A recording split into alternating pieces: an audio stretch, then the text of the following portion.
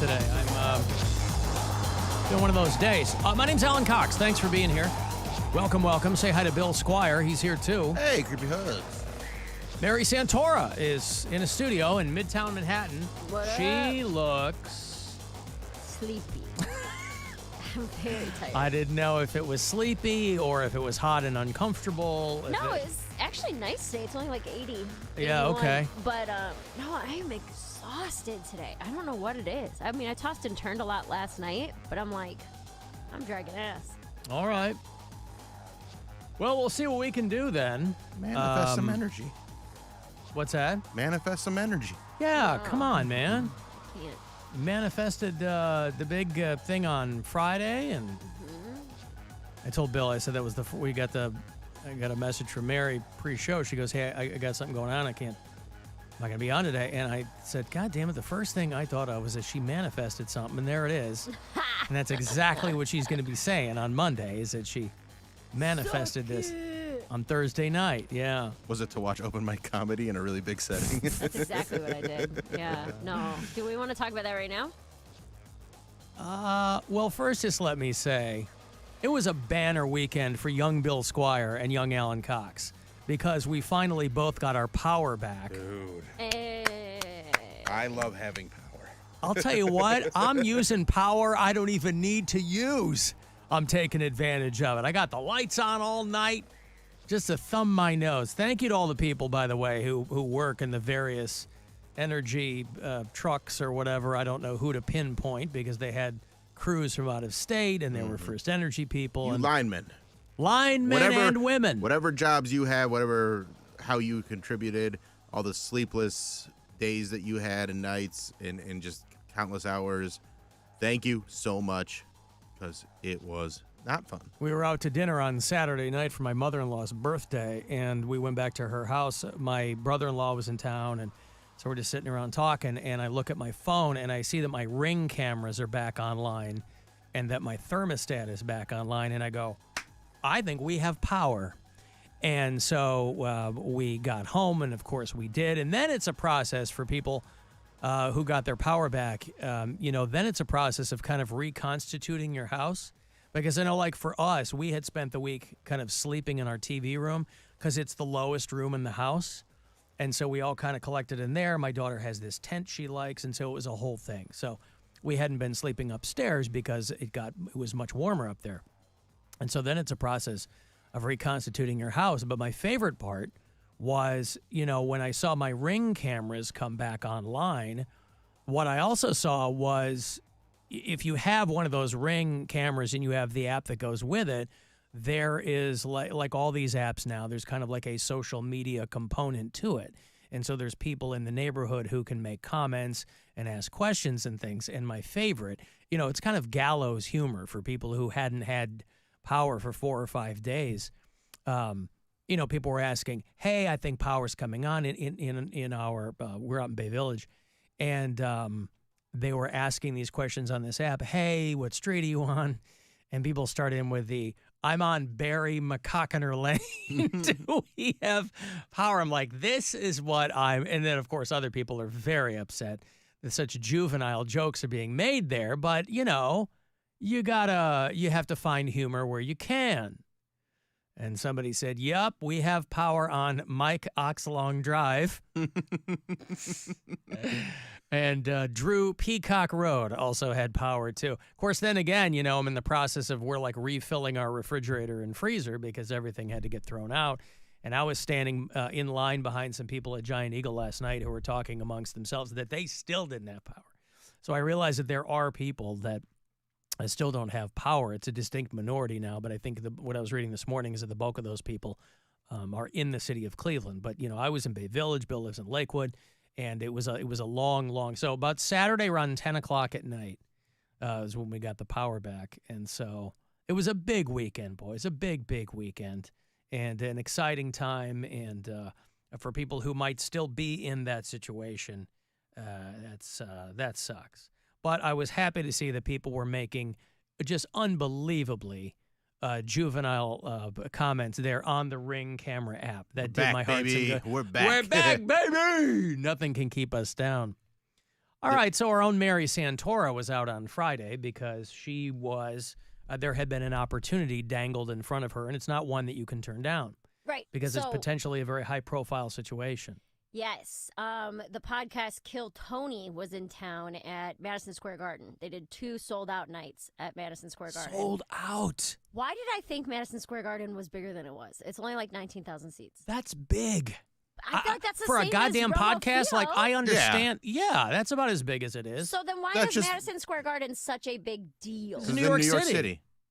Okay. That's But it. there's more That's people all there. it is. Is the Paramount Theater still next door? That's like a smaller venue. I don't know. Oh. Is that inside Madison Square Garden? Mm-hmm. Because they Yeah, I had a think little that's like- theater area inside there. Yep. So sold out for them, I think, was like 14,000 because obviously they don't have, it's not circular like normal. It wasn't in the round. I had a couple of comics reach out to me and be like, hey, we kind of threw your name around for this. Can you be there today? And I was like, absolutely. So if you don't know the premise of the show, they have a bucket full of comedians' names and they pull a name out and you get to do 1 minute of comedy in front of Tony Hinchcliffe and then Brian Redband and then whoever he has on his panel. And his panel was Joe Rogan and Shane Gillis this particular night. Was Harlan there? Harlan Williams did time, yeah. Yeah. But the signups, I was under the impression by the way that the 2 comics made it sound. How much did you guys say on air on Friday? Nothing. Okay. Well, just that. That's where you were. That's where you were. Yeah. By the way the 2 comics made it sound, it was that there was like kind of like a short list of like regular bucket pulls and then like kind of like, hey, recommended bucket pulls. And that turned out to not be the case at all. Or if it was, they completely ignored the short list because the comics who got pulled for this were god awful. It was some of the worst stand up I've ever seen. And they're taken randomly from this bucket. So that's and so that's why I asked the one comic who was like, "Hey, I threw your name around," and he was like, "Oh," he clarified to be like, "Oh yeah, no, I was just drunk talking to Tony and I mentioned your name." I was like, "Well, you idiot! Like, not that it's a bad thing, but I had my hopes to the sky, thinking like, oh my god, I have an in. Like, this is incredible." You thought you had like a back like a shortcut. Yeah, some back chatter on the thing. Yeah. So there was probably you stand in line outside. Okay, so we're standing in line. It's friggin' 90 degrees outside. There's probably 200 people in line.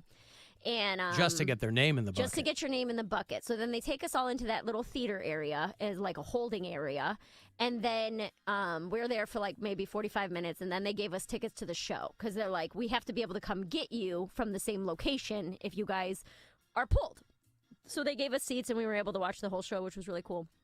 But then I guess there was a whole nother contingency of people who were in the stands that had bought tickets to the show that weren't necessarily stand-up comics. They were just fans of the podcast. So they were scattered all throughout the arena. Yeah, so it was like taking minutes and minutes and minutes to go find these people throughout all of Madison Square Garden. It was definitely a cool experience to get there and watch it. But like as I'm watching it, and that was the other thing too, is that I'm thinking they're going to pull all 5, I think they pulled 7 comics from the bucket.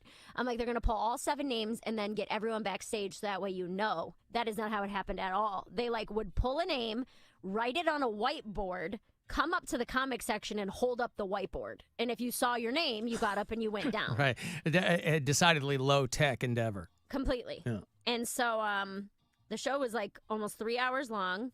There was only 1 good comic. 3 of them were like, okay. Boy, that's a long time to sit and watch bad. That's a long time to watch good comics. Well, he did it this way because it was Madison Square Garden, so he did a Legends bucket, which he pulled out like legendary comics names. So like Andrew Dice Clay did a set, Big J. Okerson, must be weird for Dice, who did 2 nights on his own in 1990 at Madison Square Garden. Well, that's the first comic to ever do it there, right? He was the first one to ever sell at Madison Square Garden. So I'm sure he mentioned that. It was, well, they mentioned it in his intro. So they had like their legends who did stand up, and then they had their regulars who are the people who've blown up from the Kill Tony podcast. So like Cam Patterson, David Lucas, William Montgomery, those guys. And then they had like the random bucket. 2 of the guys bombed so bad. The one guy, every time he opened his mouth, 14,000 people booed him. Like every time he went to go start a new sentence, everyone just started booing him. That's how much they hated him. Well, you only get a minute, but that probably feels like a long minute when you're I mean, it was 40 seconds of booing. He Yeah. couldn't get a couple words. He was very bad and very unlikable. So there were 2 absolute horrendous bombs. There was one guy that was like maybe a 3 out of 10, and then there were 2 guys that were like 4 out of 10, and then one comic who was actually a comic who did pretty well. But yeah, it was definitely a cool experience, but it was more than that, because we got in line at 2:30 and it wasn't over until 10:30, so it was 8 hours of just anxiety and nerves, wondering if you're going to get pulled or what's going to happen. Because I'm like, if you think about it, all of his downloads on YouTube, all of his views on YouTube, some of these get 10 million views an episode. That's bigger than pretty much anything you can do right now. Yeah. You know, it's the new Tonight Show. It is. Late night's not getting 10 It is million making views. I didn't know people it was into stars. I didn't know Oh, it was that big. Yeah, huge. it is. I know it's really huge. popular. I didn't know it was Every that big. comment on a stand-up video is, "You should do Kill Tony." Yeah. So it's that's just YouTube. That doesn't include the downloads and listens that he gets every week. And then if his panel dude is Joe Rogan, there's not. It's like, not to say that Joe might not be like, oh, you've been doing comedy 12 years. Why don't you come on my podcast? I know that's very far-fetched, but I'm just saying that it's not out of the realm of possibility that 1 minute on this show could be absolutely life-changing. And so the way that it was... If only you had been mentioned to someone sober. Correct. I was like, the way that it was kind of sold to me was, hey, be ready for this today. And I was like, oh my God, this is it. Be ready for your life to change. Exactly. And that's exactly how I felt. And then If they liked you. I don't think there's any possibility where it wouldn't have gone well. Oh, really? Really. I don't mean on you. I don't mean on you. Your skills are undeniable. I mean that crowd.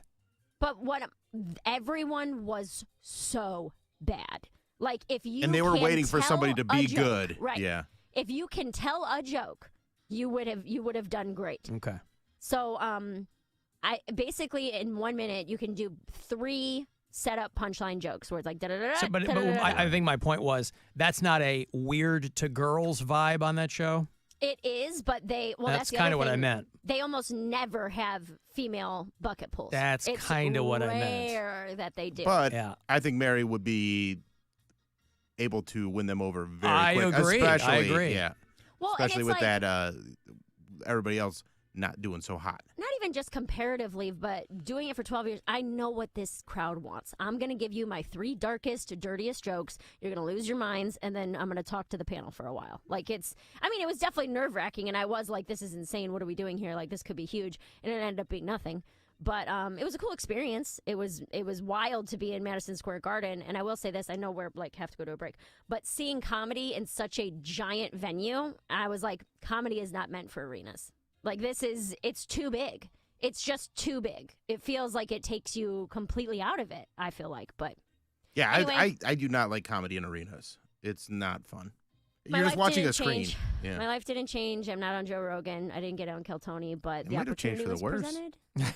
It was a long day. It was a very long, day. very anxiety-filled day. But yeah, it was a cool experience for sure. All right. Well, maybe next time. Maybe some. next time. Yeah, maybe. Who knows? We'll see. Yeah. What's meant for me will be, Alan. That's what she says. That's right. The universe has Mary Santora's best interest in mind. Yes.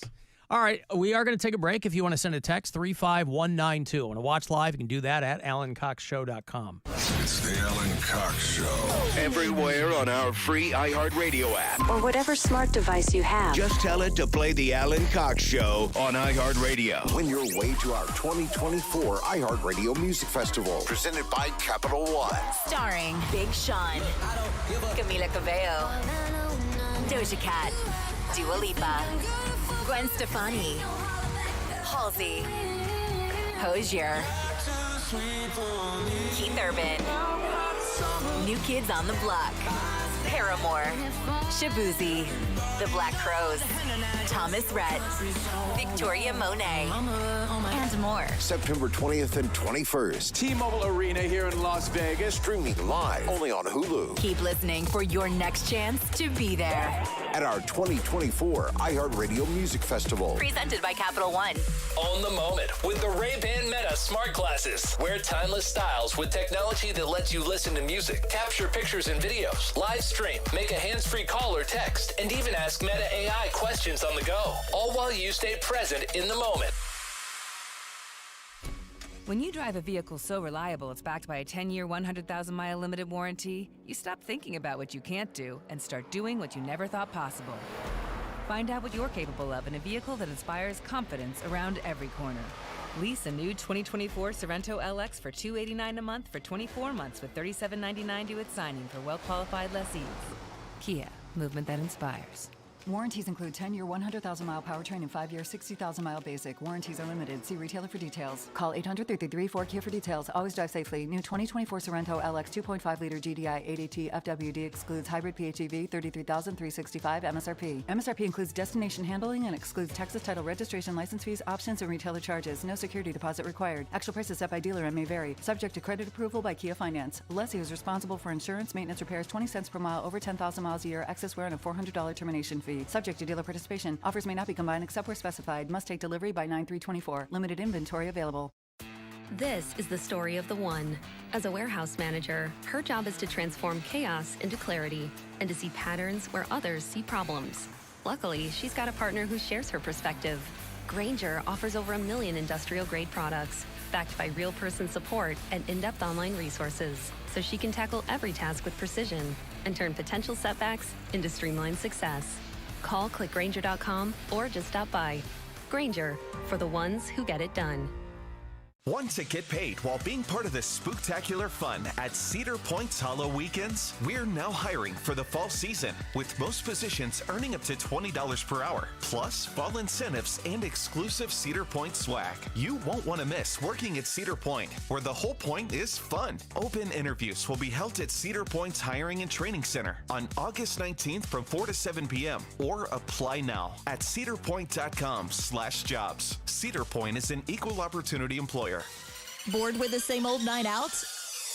Come have a ball at Penn's Mechanical Company. We're not just old school games, we're a playground for grown-ups. Sip on craft cocktails or beer while you challenge your crew to pinball, arcade games, bocce, duck pin bowling, and more. We're located on West 25th in Ohio City, right next to 16-Bit Bar and Arcade. So if you're bored with the same old night out, have a ball at Penn's Mechanical Company. Drinks, games, fun. That's how we roll. You reached James. Leave a message. Hey, it's Annie from Chase. Congrats again on the new home to you, Alina, and baby Maya. So happy she gets a big new nursery. House hunting? On average, home buyers save more in mortgage fees with Chase compared to a non-bank. We're with you all the way home. Chase, make more of what's yours. Visit chase.com/wayhome. Source, 2022 Home Mortgage Disclosure Act. Loan application register. Home lending products subject.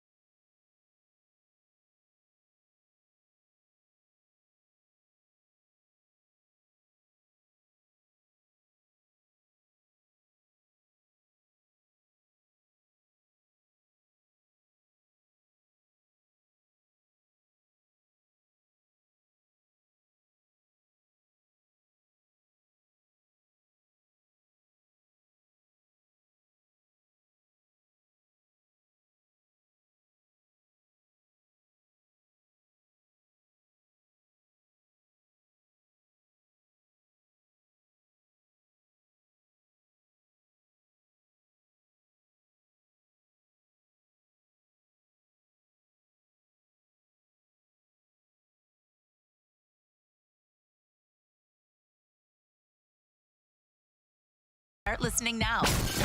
Summertime means beers, barbecues, and fishing the occasional drunk friend out of the lake while he searches for his arm. Hey, buddy, you find it? This is the Alan Cox Show.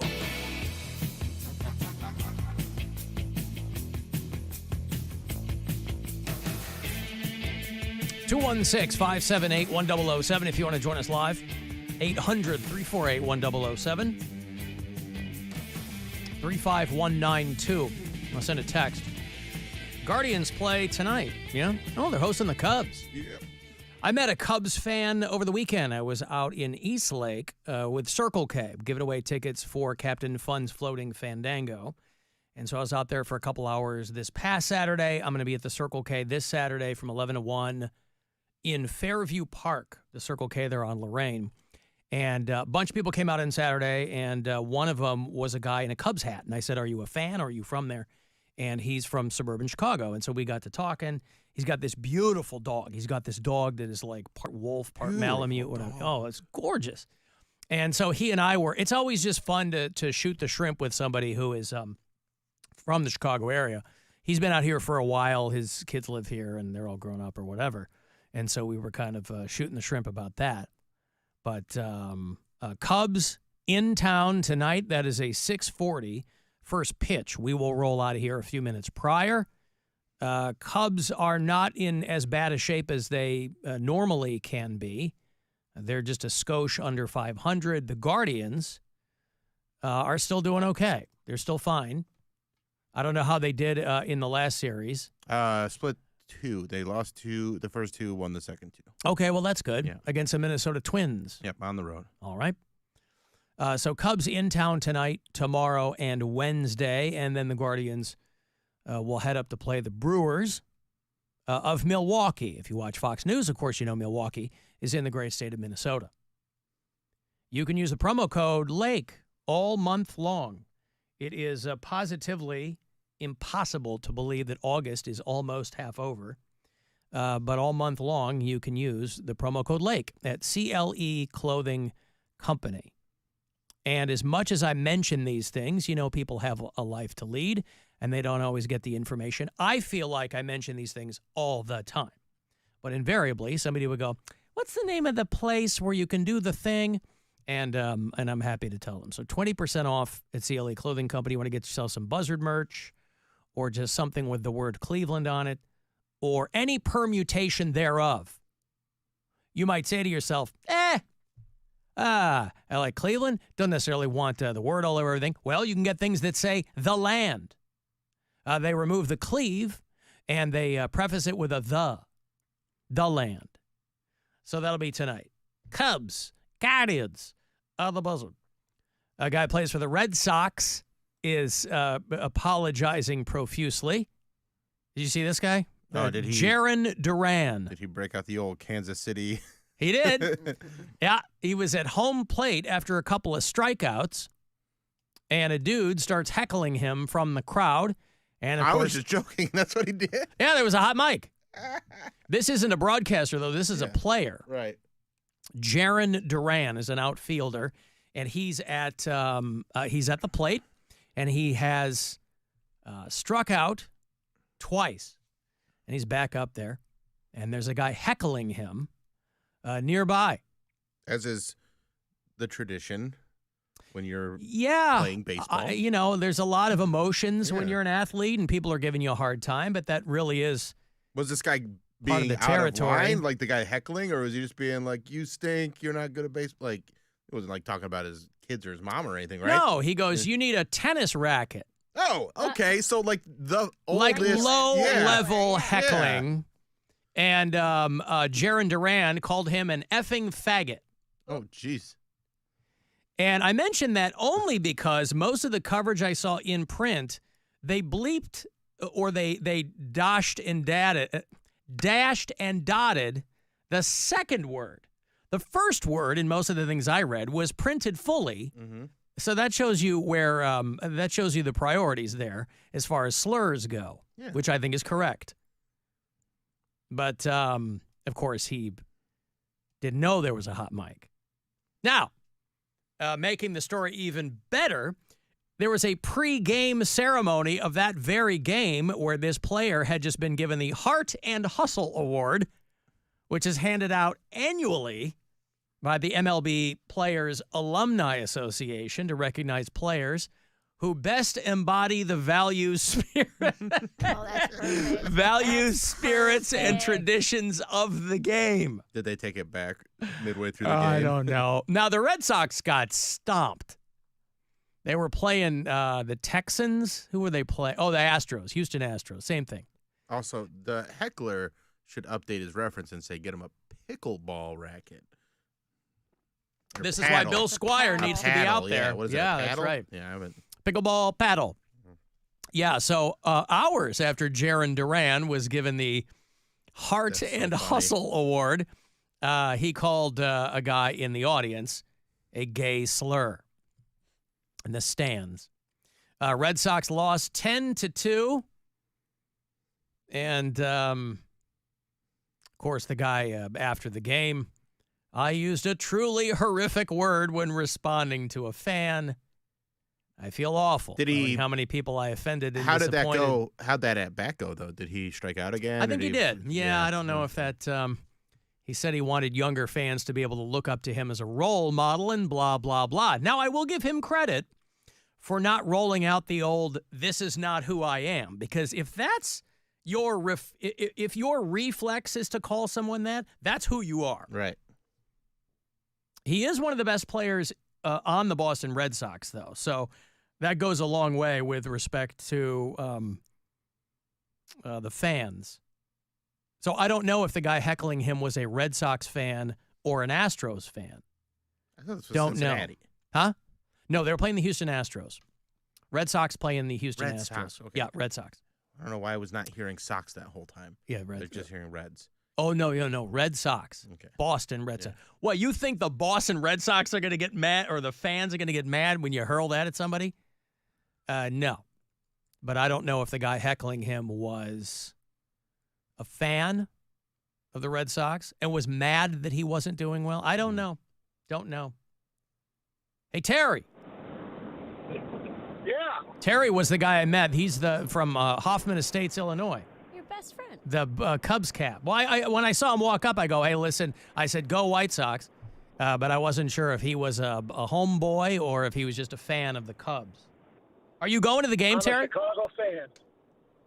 I am. I'm going to go to the game. I'm going to see the Cubs kick the crap out of Cleveland. Ah, good luck. There you go. There you go. Let's see about that. You did your damage in 2016, you son of a bitch. Yeah. There'll be no rain delay this year. Yeah. Did you watch any of the footage of the Cubs-Sox game where the dude jumped out of the stands and broke his leg? They had to cart him off. I laughed my ass. Oh, that's funny. That wall is a lot higher than people think it is, boy. They think they're going to get down there and run around and streak or something. The dude jumped down. They, delay of game for 10 minutes while they got the friggin' cart out there and took this guy off because I think he broke his leg jumping down. But I would have made him walk off. Yeah. Yeah, he should have walked off. Yeah. Hey, I just wanted to say thank you. It was so great meeting you guys. Everybody was so super friendly. I'm going to see you guys for the cruise. Absolutely. I can't tell you how it made my day, and it makes my day again to talk to you again and to hear it being mentioned on the radio. And just to prove that, yes, I am a loyal listener. All right. We'll see you on the boat, Terry. Thank you, man. You guys take care. Thanks All again. right, there you go. There is Terry, a Chicago Cubs fan who I met over the weekend and is, in fact, from the Chicagoland area there. And he'll be on Captain Fun's Floating Fandango. Now, I will be giving away more tickets here on the show. I have them for you all week around 3:20. Well, Monday, Tuesday, Wednesday. I'm out Thursday and Friday. So you got today, tomorrow, and Wednesday to win. And then you can come out to the Circle K in Fairview Park on Lorraine. But again, WMMS.com is going to have all of that info for you. But the days are waning in which you can win tickets for the boat. And, boy, I hate seeing people dejected, walking away empty-handed when they try to come up and win. Because, I'm kicking it when I'm at a Circle K, right? I'm sipping on a Purple Thunder and just talking to people. But there's nothing I can do when it comes to the laws of chance. Now, our own Mary Santora would tell you to manifest those tickets into the universe, Manifest it. and they will come back to you twofold. Yep. Is there any in the manifest? And again, I don't want to go down this road really again, but as I'm saying it out loud, is there anything inherent in the manifestation belief that it comes back twofold, or is it No. just one-fold? You made that up. You can't be greedy. I mean, you're going to get what you get. You're going to get what you get. You're going to get what's meant for you. Gotcha. If Yeah. if it's meant to be 2- and 3-fold, then it will be. We bonus hold on Friday. No, Thursday. Thursday night, yeah, that because that was manifestation portal That was part night. of Manifestation Portal Night was Thursday. Yeah. And it's the first bonus hole. Thank you to everybody who watched. We got up to like 200 people. First bonus hole where we didn't win anything. You won We didn't nothing. win- no prizes. Nothing. All of the red quarters stayed in the machine. No, the red quarters came back. We tracked it. There's always one counter person. I don't know if it's the same guy, but I put in the 2 red quarters. The first one, it took. So we only had, I think, like $52 to start with, and then people were Venmoing me through the live stream in order to keep it going. Well, but the $52 you started with, that is all money people have Venmoed you for bonus hole. Correct. Yeah. They want to see this money go into the game. Yep. It's a coin pusher game. So the 2 red quarters went in initially. So we went through, counting every quarter that goes into the machine. We cycled through 113.50 before the first red quarter came back. And then the second red quarter came back at like 194. And then we got the third red quarter back around like 240 or something like that. Wow. So yeah, it takes a long time to cycle through. So how long were you there then? Dude, we were live for like almost 2 hours. The guy was like, "You gotta go. Like, we're closing, man. You Yeah, gotta what get a way outta to here." spend 2 hours. Well, I mean, my laundry's there anyway. What else am I gonna do? Oh, you don't hang out after the laundry's done? Well, I did this time because people kept sending me money. That's what I mean. Like, and you at got like 9:15, I was like, "Guys, You're at their mercy. I have to be out of here by 10 o'clock. Like, they close." Yeah. So I had to take I didn't even fold my clothes at the laundromat because the guy was like trying to lock up. He's mopping. He's trying to get out of here. But yeah, it was fun. We manifested together. Everybody, I said, everybody take a minute, manifest what you need to happen. But you said it was the first time you didn't win anything. I didn't manifest. I didn't do any. My manifestation was about comedy. It wasn't about bonus hole. Yeah, but I'm sure there's a lot of people that sent money that were trying to manifest some Maybe. bonus hole for you. I don't know about that. All right. But it was a good time. It's up on my Instagram right now if anybody wants to see it. But we Are got you guys cut getting off. any of the northern lights have come back to some degree with this meteor shower that's passing through? Are you getting any of that in New York? I haven't heard anything about it. Yeah, we're getting the We don't see Probably northern kind of lights sees. stuff here. Yeah, you're not Too seeing much that light stuff, yeah. pollution? Way too much Yeah. light pollution. All right. Way Okay, too well, much. But yeah. I'll That's tell you it. who was on fire this weekend was Australia? Brian. Oh. Athens, Greece is on fire, and Australia. No, Brian. I open up I'm leaving the gym this morning like 10 to 7, and I'm looking at my email, and it says I have 68 email. Now, I had already gone through and kind of separated the wheat from the chaff before I went to the gym. So I go, what the hell is going on? Sometimes our email system will get all goofy, and it will send you back emails that you've already deleted or sent or whatever. Brian, between 7 and 9:30 this morning, by the time I got to work and I checked later on, I saw that there were a couple of whatever. He sent me 35 messages. Oh my God. 35 voicemails. Brian, who calls the show pretty frequently, sometimes he's playing guitar, sometimes he's just talking or singing or whatever. I don't know anything about him other than that's what he does. And I think he's probably sitting in his house or, 35 voicemails in 2.5 hours. I've given you want a little montage? Of course. A couple of things here that he's... First they say they want you here. Leave me breathless. You're making me help.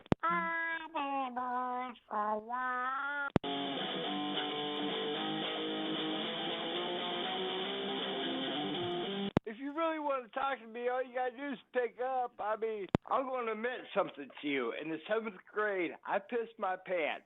And that ruined my life. And that's why I'm here today, basically, because nothing.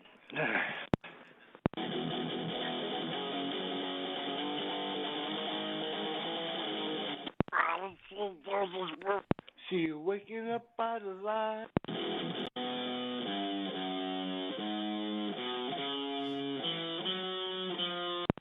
to start a podcast? You fucking crazy? I don't have enough content for that. Looks like we can make. That's just a little bit. And he sent me about 10 over the weekend. But this morning, 35 voicemails. Is this a drunk thing? You think he's like still going from the No, night before? I think Brian's got a little something going on in the cranium. He's having a great time, though. He's having a great time. There's nothing wrong with that. It's completely harmless. Yeah. I like how even Brian is smart enough to go, I don't have enough content for a podcast. How is it that the 4 billion people trying to do podcasts don't realize they don't have enough content? And Brian goes, I don't have enough content for that. A guy who leaves me 35 voicemails in 2.5 hours goes, yeah, I don't have enough to keep that going. He's smarter than all those other people. But yeah, there's just a little taste of everything he sent me. I love it. All over the place. I like the little taste of it too. I don't need all of it. Nope. The little taste, the little confession about the 7th grade, all He that. peed his pants in the 7th grade. Ruined his life. Hey, listen, I vomited all over my desk in kindergarten, and I didn't live that down until I got to high school. Mm-hmm. So I feel your pain, Brian. We've all got some adolescent shame. I feel the pain of everyone. And then I feel nothing. I got to take a break. If you want to send a text, 35192. If you want to leave voicemails for us, you can do that anytime. The after hours line is always available for you. If you can't call us live, it's 216-986-8903. It's the Alan Cox Show on 100.7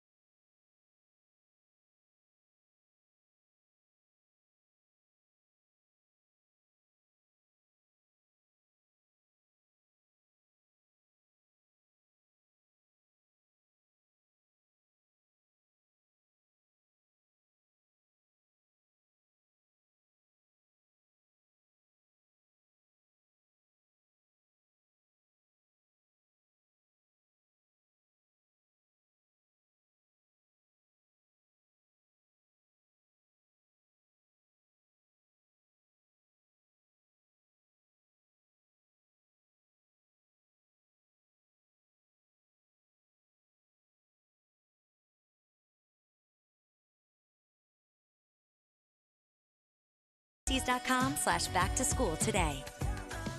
Portions of the following program were pre-recorded.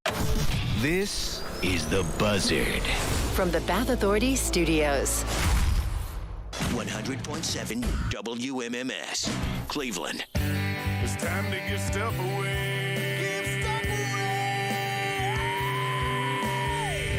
Hey, I want to go see the band Skillet. Skillet is on the road. You like a little Jesus adjacent in your rock and roll? Skillet is going to do Friday night, September the 6th at the Agora on this leg of their tour. You can go to axs.com for all the details. Tickets info, all that. Call 10. These are yours. 2 for Skillet. Good luck. 216-578-1007 or 800-348-1007. Some things are too good to be true. This thing is too true to be good. The Alan Cox Show. True dat. On 100.7 WMMS.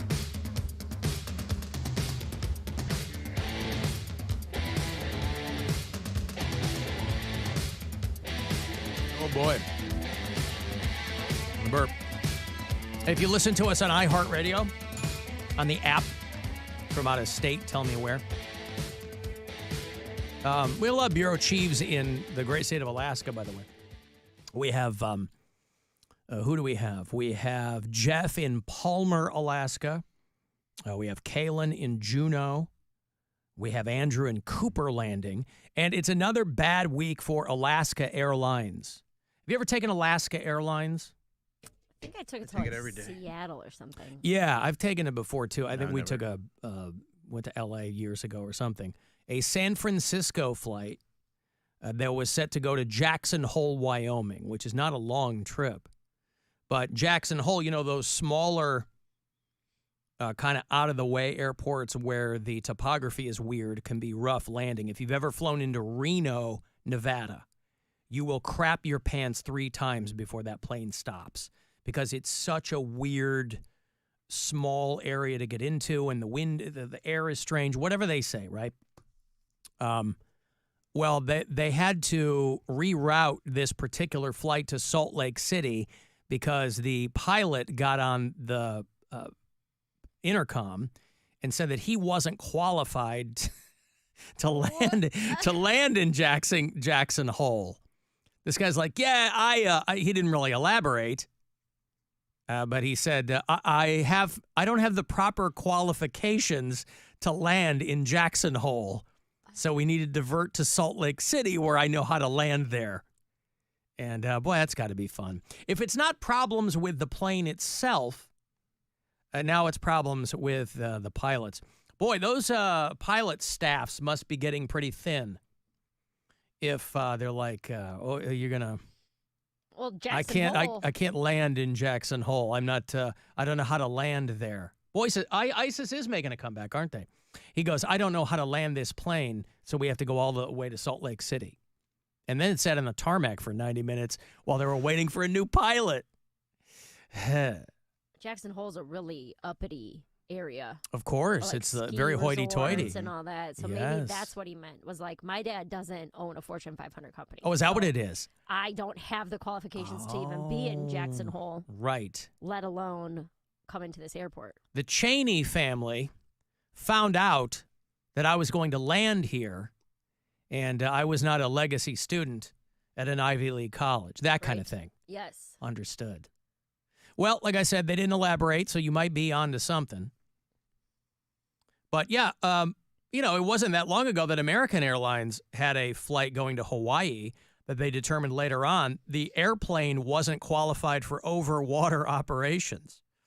So, I've never been to Hawaii, but everybody I know has at least once. I'm hoping to join their ranks someday. Mary's been there. Show trip. Let's do it. As I understand it, that flight to Hawaii is mostly over water. Correct. That's a lot of over water operation.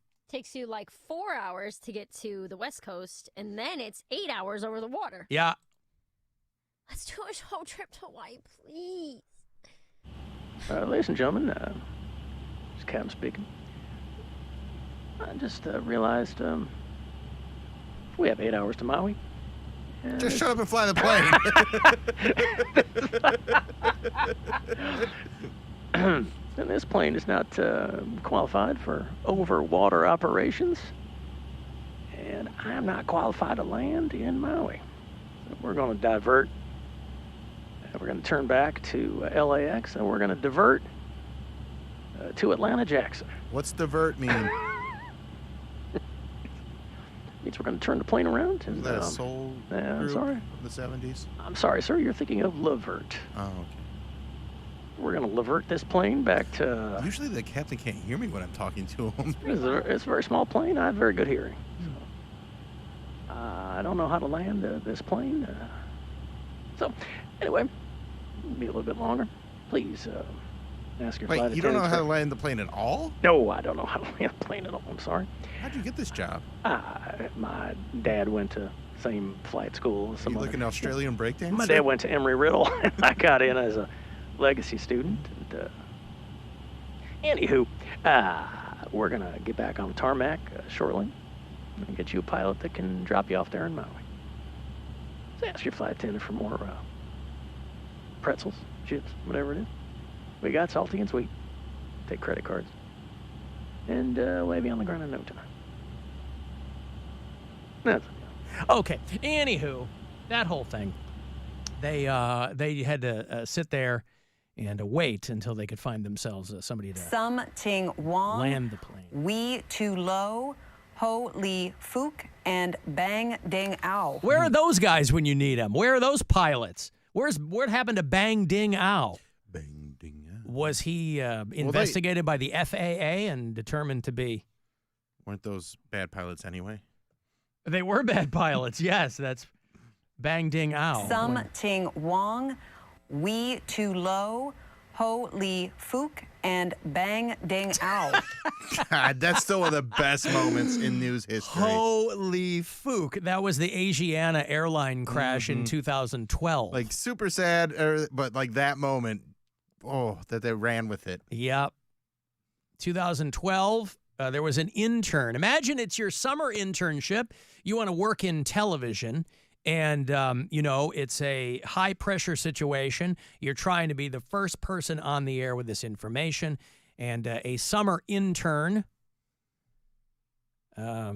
working at the NTSB called in that information saying that it had been confirmed.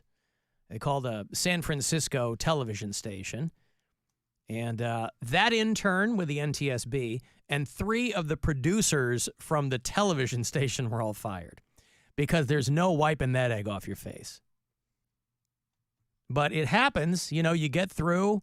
Years ago, Bill O'Reilly was digging into his bag, reading some mail, and he said, here's a letter from Jack Mehofer. And, Colbert did it, when he used to do the Colbert Report. Remember that? Oh, yeah. Pre-late night show. He had a whole thing where he was taking care of business. He's taking care of business, but he was taking donations from people for some charity organization. Arab American viewer, suck my dick. I trust I'm pronouncing that correctly. You've made your parents proud. Your father, Lika Madik, and your mother, who still goes by her maiden name, Munch Makuchi. Oh, boy. Come on. Munch Makuchi.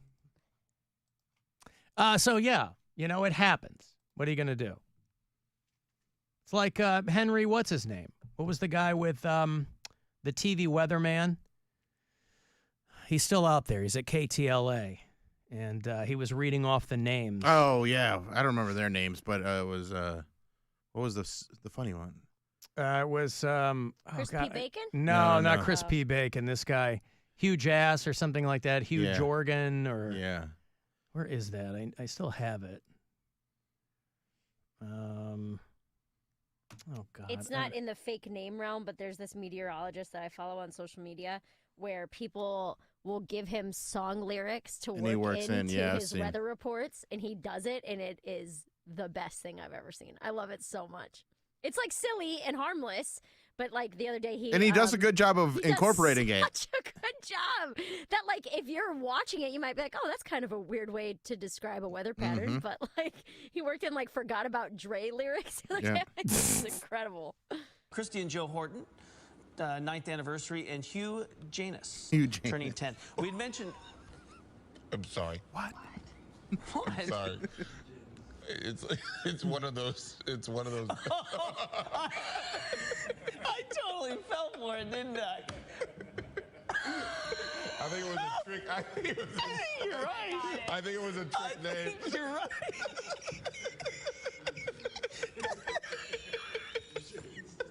I think you're right. Yeah, well. Rest assured, that'll never happen to us here on the Alan Cox Show because we have a crack squad of fact checkers.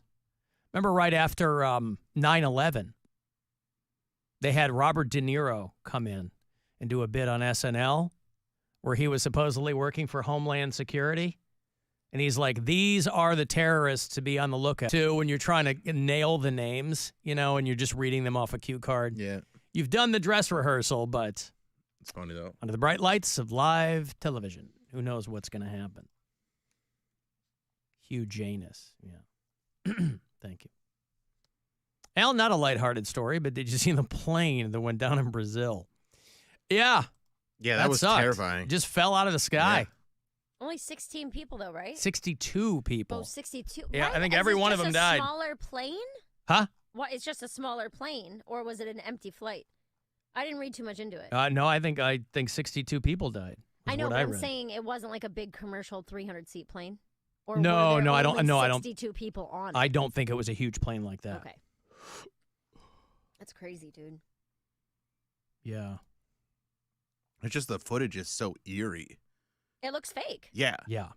Because, like, it still had wings. Like, how did it just, like, stop? Just goes. Ladies and gentlemen, Oh, it was you flying, huh? attention to C-29F. We've got one person on the plane today. It's his private plane. He's a lottery-winning douchebag who nobody wants to talk to. Just shut up and fly the plane. I'd like to say goodbye to my wife and my children. I'm going to send this thing. This one I killed Pound Cake. Yeah. After he won the lottery.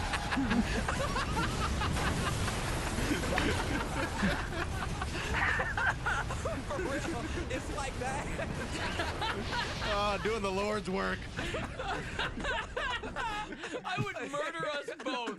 It's like that, though. Oh, my you would have God. crashed the plane, Yes. though. So I funny. would murder us. As it turned out, he murdered himself. But, I don't understand what the big push is, by the way. I saw this last week. I don't understand what the big push is for retail drone delivery. With as many firearms as there are in this country, I don't get it. And now these stories are all out of Florida, but it could be anywhere. There's no shortage of people. If you've ever lived in Florida, we have a lot of bureau chiefs down there who can attest. But even just visiting, no shortage of people who will shoot anything on, above, around their property. And it's a state full of retired boomers who are all twisted up and confused. They have no idea now what's real and what isn't. And they're all armed. And they can't see very well. And they can't hear very well. This dude in Florida, 72-year-old guy, shoots down a Walmart delivery drone because he thought he was under surveillance. Like they're keeping tabs on 72-year-olds. And so there's a lot. Walmart's not alone. They might be one of the biggest ones. But there are a lot of companies that are like testing these retail drones. And I don't understand the point. You're going to lose so much machinery with dudes with shotguns shooting these things out of the sky. I don't understand it. They, obviously they're not Walmart drones. They subcontract to some company. But whoever that company is, they're either going to stop operating in some states. Florida being an egregious example, obviously. But everybody in this country's armed. What state is this going to work in, by the way? Where they're like, I shot another one down. Whether it's something, this guy who's thinking that people are following him, or could just be a little stinker up to no good who's just, pranking Walmart and shooting him out of the sky. And they arrested the guy. He copped to it. But they're like, boy, a lot of these companies, they didn't foresee things like this. You didn't? You didn't foresee in the United States drones getting shot out of the sky by people in their front yard who think the government is putting, nanobots in their vaccines. You didn't think those people were going to shoot these out of the sky. $2,500 worth of damage this guy did. Because he's got bullet holes now in this drone. And these are not small things. If they're going to carry, these are still largely, if you'll pardon the pun, pilot programs. But, for Walmart, Amazon does it. You need a big piece of machinery to deliver a package or a bag of some stuff. So these are not like tiny little fun consumer drones. They're little helicopters. They're like aircraft. Yeah. So imagine you're somebody on this guy's street and you're having something delivered by Walmart drone, and then your neighbor down the street shoots it out of the sky because he was convinced that they're keeping tabs on him. Those are my oranges, Tom. Come on, man. Come on, trying to keep more fresh fruit in the house. Uh-huh. Can't keep doing this to me, dude. Yeah. How do you want your orange juice? Pulp or no pulp? Yeah. That's what it is. Shot it down. 72-year-old Dennis Wynn. They said he had prior experience with drones, whatever the hell that means, and believed that he was being surveilled. He tried to shoo the drone away, and then when this didn't work, he went inside to his home to retrieve his gun from a safe and shot the drone, which was 75 feet up in the air at the time. Nice. Shot it out of the sky. New Olympics event. Drone shooting. Drone shooting. Yep. Get America back on top for shooting events. Can't believe we're last. I know. How does that happen? Well, because in this country, we tend to fire wildly. Yeah. So when you need real precision, that might not be our area of expertise. By the way, and I really did not, and I certainly hope it's not a knock on my patriotism, but I really did not pay attention to the Olympics much more than whatever the viral clips were. That poor girl in Australia who was poor girl. You mean the best thing that's ever happened to the Olympics? Alleged breakdancer or whatever. It was pretty cool to watch. It was so funny. It was fine, but it looked like a goof. Yeah, but it's hilarious and it's great, and it made me so happy. And it's basically a Bob's Burger episode. Yeah. But also, I heard them talking about in our sports report and things like that about Team USA in men's basketball taking the gold. And, I mean, God bless those guys. But was that ever in question? No, but it's not a given like it used to be because the rest of the world has caught up in basketball. There are French players as good as LeBron and Steph Curry? Wemby, yeah. Wemby's incredible. Oh, he was playing for Team France. Yeah. I see. Yeah, there's several NBA players, and then also they're playing their asses off. They had the home court advantage because it's in Paris. Gotcha. So, I mean, they still handle them, but their international basketball is very good. Okay. Well, good for them then. I mean, I watched the game, and I don't think France led after the first quarter, but I just saw Steph Curry Steph Curry towards the end, and it was inhuman what that guy was doing. Yeah, he just kept throwing. I was like, okay, he doesn't just do this against the Cavs. He does it against other teams. Against everybody. Yeah. If you can do it, you'll do it every chance you get. It was fun to watch. Oh. I'm going to take a break. I will have tickets for you to join us a week from Saturday. We're going out on the Good Time 3 for the Alan Cox Show cruise. Captain Fun's Floating Fandango. All of the tickets we sold are gone, so you've got to win them. So I'll have a pair for you coming back. It's all brought to you by Circle K. I will be out at the Circle K this coming Saturday from 11 to 1, Fairview Park on Lorraine, with more tickets for you to win, but we'll do a pair next. 35192. Want to text me for anything else. The Alan Cox Show. On our free iHeartRadio app and your favorite smart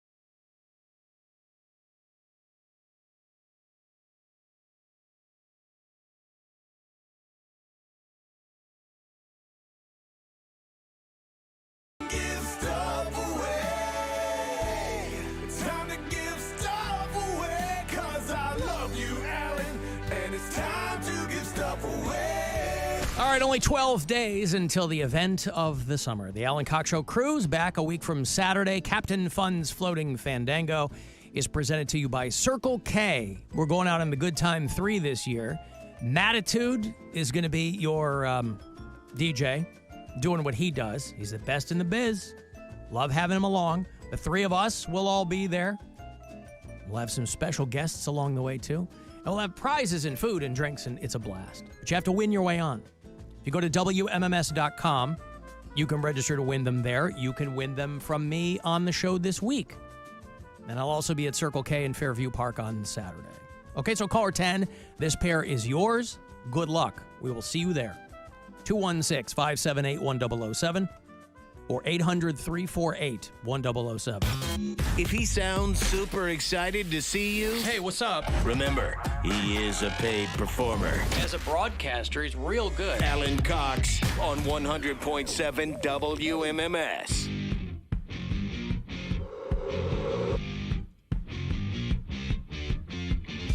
I got a trip to Vegas for you later on, too. It's $1,000. And you and a pal going to our iHeartRadio Music Festival, which is the 21st and 22nd of September, I believe. 20th and 21st? Something like that. Black Crows and who else? Dua Lipa. Ooh. Doja Cat. Foxy. Ooh. It's going to be a lot of glittery thongs that weekend. But it's at the T-Mobile Arena, so we fly you out, put you up. And there's $1,000 in there, too, because it is Vegas, after all. So 5:30 this week, every day, is going to be that keyword for you to get that trip. You okay? Mm-hmm. How you holding up? I think my rap might be bad. You mean like... Let's hear a few bars. A couple of bars. My name is Mary Ann. I'm here to say... Is that what you're talking about? No, I got a wrap for lunch because I was too tired to go grocery shopping this morning. And it's got that, like, tangy taste, but not So in a far, good this way. is terrible. Oh, this isn't? My wrap is tangy, and I really don't like it. So I want to know what happened, and I cannot fight. Bill called you a tangy bitch. I thought you lived for tangy. No, Now it's like, too tangy? No. Do you know what I'm... Like, the flavor... It's a very specific, almost tang isn't really almost sour, but not. Well, then yet. it's bitter, like it's starting to not bitter. turn. Not bitter. It's like a tangy, like vinegary sour, almost vinegary, sour kind of tang taste. What kind of wrap? A honey chicken salad. It sounds like it's starting to turn. Yeah, with dried fruits and nuts. And Yeah. I ate half of it. All and right. then toward the last couple bites of the first half, I was like, I don't feel like I should be eating this. We went to a barbecue place over the weekend, and the potato salad that I got as a side had white raisins in it. Ew. It was pretty good. When I was a kid, Raisins I in loved. potato salad? When I was a kid, I loved white raisins. Boy, I don't care for regular raisins. Loved golden raisins, I guess they call them. They have that in this. Yeah. It's got regular raisins, white raisins, and cranberries. But it's got that weird, almost like when fruit is overripe and Yeah. it's trying to be wine. That's kind of what it tastes like. Like it's fermenting. It's trying to, yeah, right. Yeah. That's not good either. It's trying to be wine. Well, that wrap doesn't know that you're in recovery. It's $13.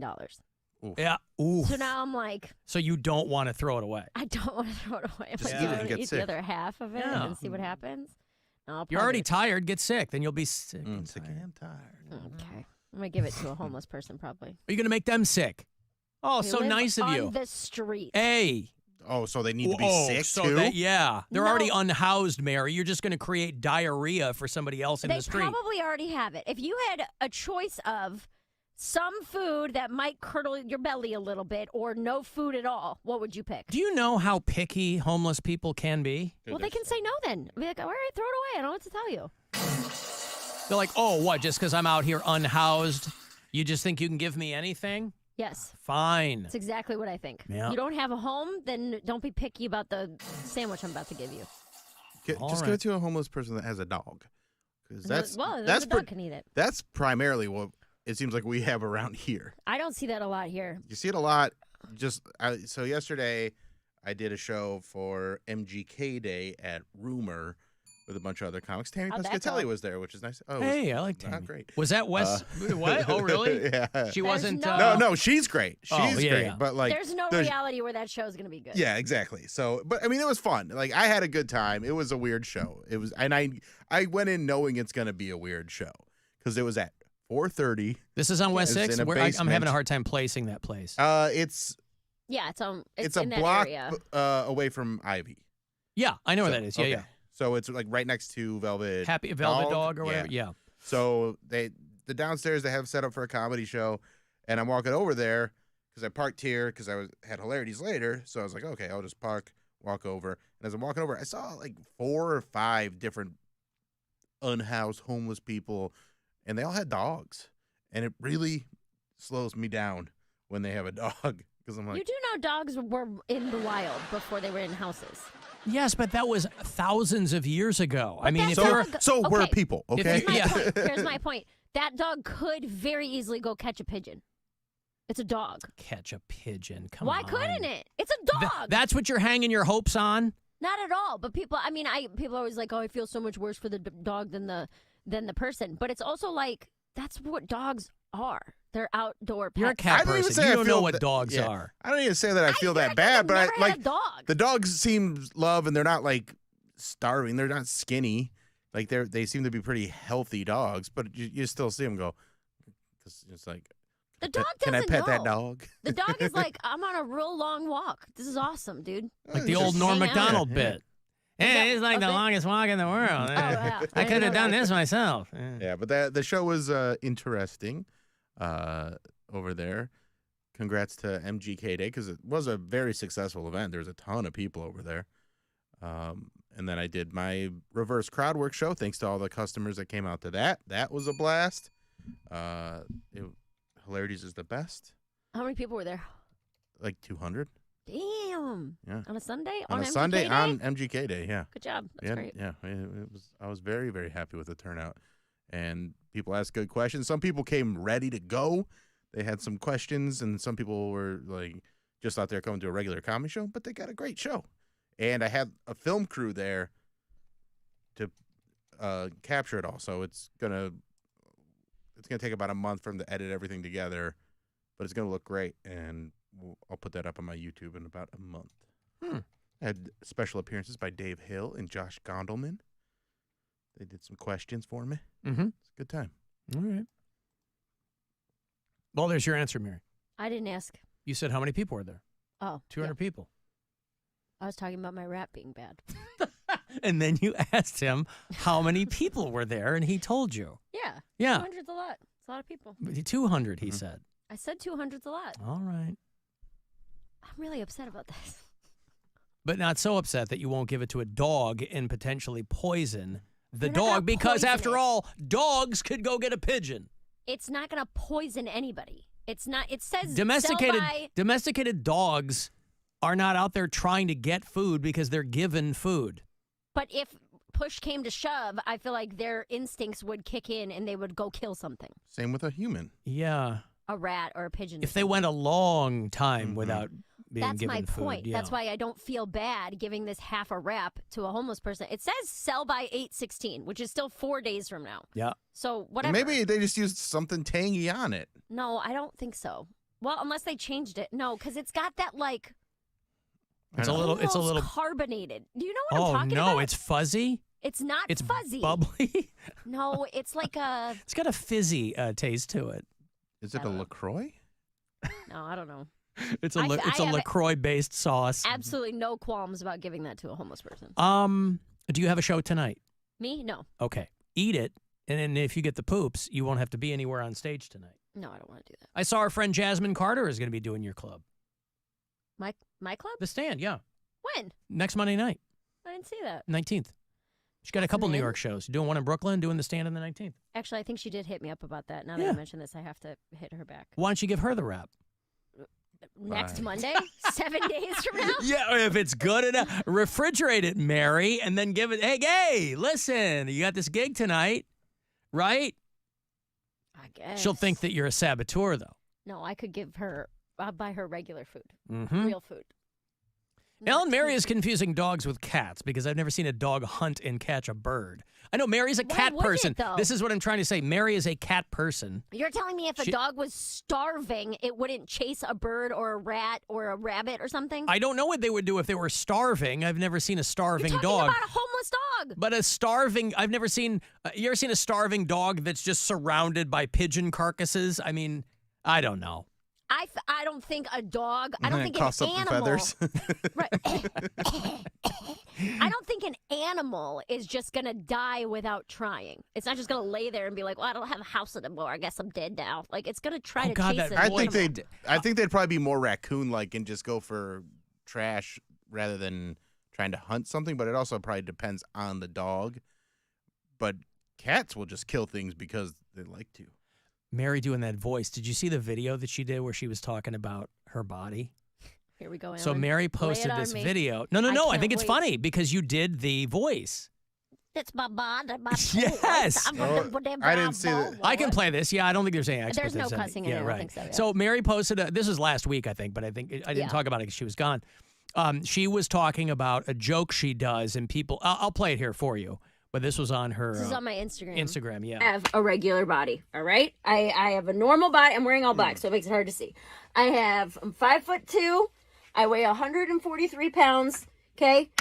That's what my belly looks like. I have a regular, normal, I look like most women in the country, all right? Let's start there. I currently have a joke that is not working the way I want it to, where I refer to myself as chubby. And I need people who are taking offense to this to explain it to me. I understand I am not fat. I fully get that. I'm also not thin. The issue seems to lie in the body positivity community, where I will refer to myself as chubby and people all automatically jump all over me and be like, oh, you're not chubby. You're perfect the way you are. You're so beautiful. Never said I wasn't beautiful. I'm cute as shit. Look at me right now. No makeup. Oh, it kills me. It's the making fun of Alan and or Bill voice. It's the making fun of anybody voice. Oh. That's my mocking voice. I love it. Yeah. Wait, I'll tell you what. What was the end of the video, though?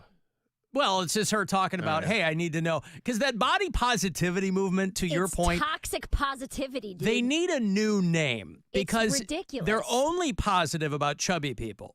No, they're only positive about fat people. Okay, I'm just saying they get way less positive with people who want to lose weight and get into better shape. They hate those people. That's my whole point. So you should be the body positivity movement. You'd think would be positive about all types of bodies. They're not. Or preach, don't have an opinion on it. That's That's whole impossible. Point. Not with social media. You don't get to have an opinion on my body. That's the whole point of this. Yeah, if right. everybody is perfect, then don't sit here and tell me that I can't call myself chubby. It's insane, the reactions that I get when I do this joke on stage. It's truly wild when people will come up to me also after the not show. unexpected. It's hypocritical and wild, but it's not unexpected. I have a solution. They just need a new name because body positivity is not what they're basically like. They just need a new name.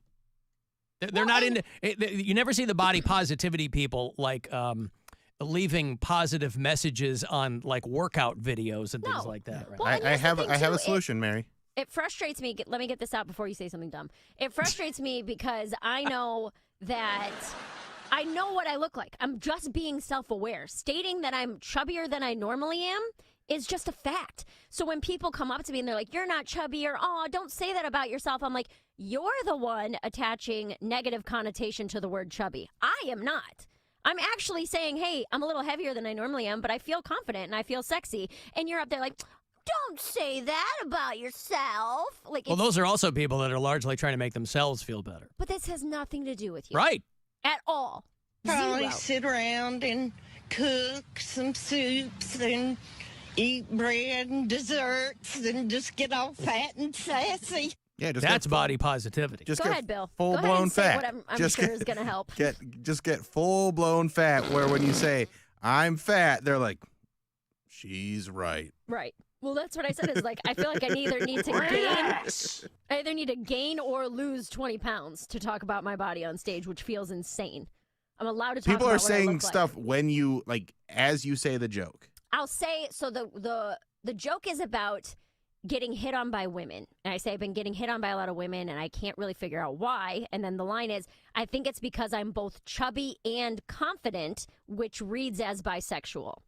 And Are you also listening to Chapel Roan? no. But You're the only one, apparently. people tighten up immediately. When I say I'm both chubby and confident, they get like, oh. Yeah, the part no, I'm don't tightening you up on dare. is a confident woman. Yuck. Well, and that's what I say. After that, is Bill that I wants say nothing that. to do with that, boy. I'm like, they'll see me a size 12 with no makeup. Like, oh my God, is that a big girl just enjoying her life? Like, loving herself? Must munch the word. What? Must munch.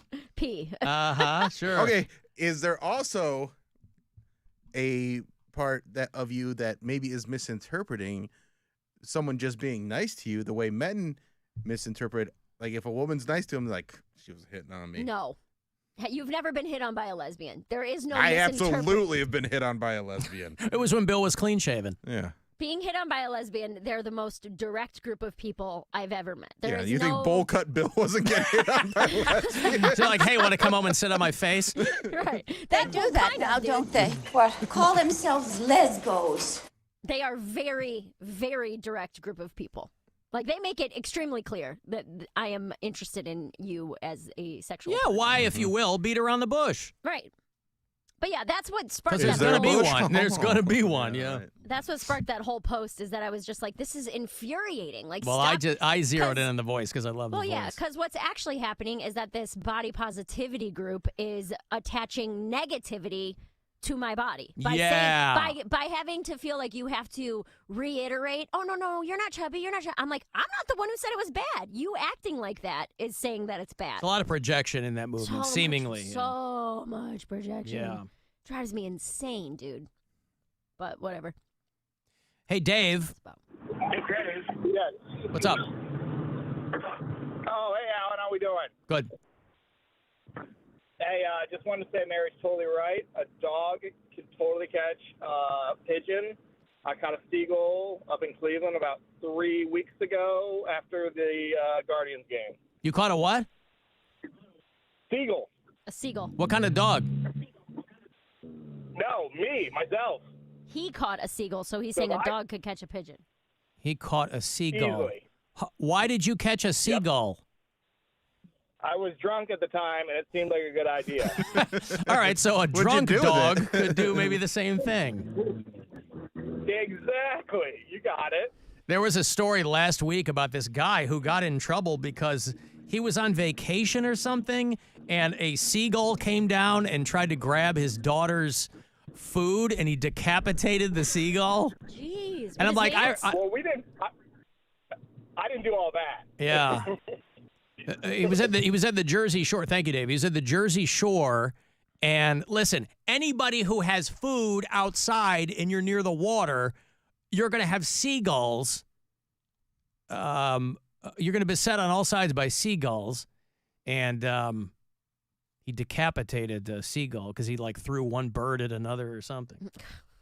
I mean, to this day, it's one of the funniest stories that Gwen loves to tell people, or her daughter or whatever, is when she and I were in the Bahamas years ago, and I was walking back with 2 hot dogs, and a seagull comes down and just lifts one out of the bun and doesn't even break stride, just flies down, bun or hot dog in beak, and keeps flying. Left you with an empty bun. Yeah, and everybody's there, turn around, laugh, including me. I was like, that was impressive. Impressive. So how are you going to fix the joke then? I don't know. One person commented and was like, the comments are wild. If you got some time today, I dare you. They're much more political on Facebook. The comments on Facebook are mostly old white men like, that's the body of a real woman. These liberals need to shut up. And I'm like, I don't think you understand. When did Facebook get political? Is that new? All right. It's yeah. crazy. Okay. But this one girl on Instagram was like, well, it's a lot of women comparing their bodies to yours. So they're like, if you think you're chubby, what do you think about me? And I'm like, well, that's the thing. I don't think anything about you. That's the whole point, is that I'm not thinking about you at all. Like, this is just a joke about me. And then she goes, well, maybe you should say I identify as chubby. And I'm like, I hate that so much more. I hate that so much more. Well, that and feels just like in appropriation. but That's just in the interest of word economy, that's no good. I identify as There's no point in chubby, adding like, words to get the same. That It doesn't. feels cringy and like, blech. It's lame. Yeah. It's I very Brooklyn. identify as chubby. Get out of my face. Right. I'm allowed to say whatever I want about my own body. What if you just do the joke without describing yourself? Like, I look like me, and apparently I look like how, like a lesbian, I guess. Well, because when it hits, when people aren't being weird about it, it hits really well. When I say I'm both chubby and confident, which reads as bisexual, like when crowds aren't being weird, it hits well. Yeah, because there's you're always kind of. one or two women who are being annoying. Oh, about why are it. you worrying about one or two, though? Who cares about one or two? But okay, when I cannot do that joke in Brooklyn. That's a place that I can't Right. do it. Right? And I haven't tried it in the Midwest yet. It's a pretty new joke. It's only a couple weeks old. But you kind of need everything that's in it. That's what I mean. Yeah. Is that in order to paint the picture, I can't just be like, because saying women hit on me, that's not funny. Right. Unless you turn a ball cap backwards and wear it on stage. Alan, my dog is well fed, but has caught and eaten 2 squirrels from head to tail. That's what I'm saying. If an owner dies, a cat eats it, the dog will just sit there. Well, that's a loyalty thing. Well, but eventually the dog is probably going to nibble a toe or something. I had a greyhound rescue who caught and ate a full-grown rabbit right in front of me. Yeah, okay. Well, listen, they're all over the place, right? Yeah, I know a dog could do that. I'm just not. I think it takes a situation where it really just depends on the dog. How, like, Whoopsie hates squirrels. She wants to catch them. She ain't gonna. She's too stupid. Too stupid for her instincts to kick in. Mm-hmm. Alan Mary should use the word husky. No. That's not Like going a to boy? change anything. We prefer husky. Yeah. Husky. Somebody else texted. Husky's a little fat boy term. Yeah. She ain't a lady if she ain't 280, somebody says. Well, now you know how to define a lady, Mary. I would just keep upsetting people. It's just annoying. It's just one of those things where I'm like, it's never going to happen, but I'm like, stop having an opinion on my body. That's all. I think that's all women want. Just stop having an opinion on my personal self. It's not your job to have it. Right. In any sense of the term. Well, all right. What are you going to do? Indeed. I am going to take a break. You got it, Chubbs. Thanks, brother. I'm going to take a break here. On the way back, any old school punks listening to the show? Descendants and Circle Jerks are on the road. I don't know who's in either one of those bands in 2024, but they're going to do Friday, the 13th of September at the Agora. And I'll have tickets for you after the break. The Alan Cox Show on 100.7 WMMS. And everywhere you go on our free iHeartRadio app. Rovers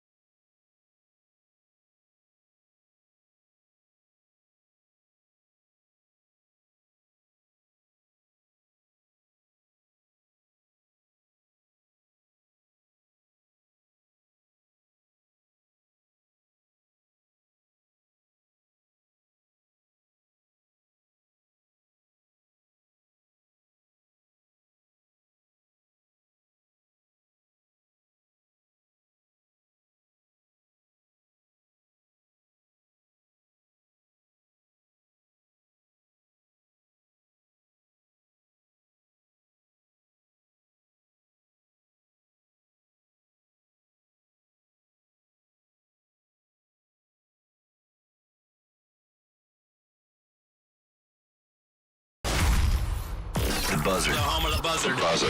This is 100.7 WMMS. Cleveland. It's time to give stuff away. Alan Cox, baby, giving stuff away. Give stuff away. All right, I'm going to go see the Descendants and the Circle Jerks, old school punks. This is for you. With a newer band called Surfboard. It's going to happen at the world-famous Agora on Friday night, September the 13th. AXS.com or the AXS app. We'll have all the info for you, your tickets info, everything else. Caller 10, this pair is for you. Good luck. 216-578-1007 or 800-348-1007. To all our men and women in uniform. I've been a lifelong fan, 20 years in the military, come back, and I find your afternoon show is f***ing horrible. Thanks from the Alan Cox Show. Horrible. On 100.7 WMMS. I want to be stereotyped. I want to be classified.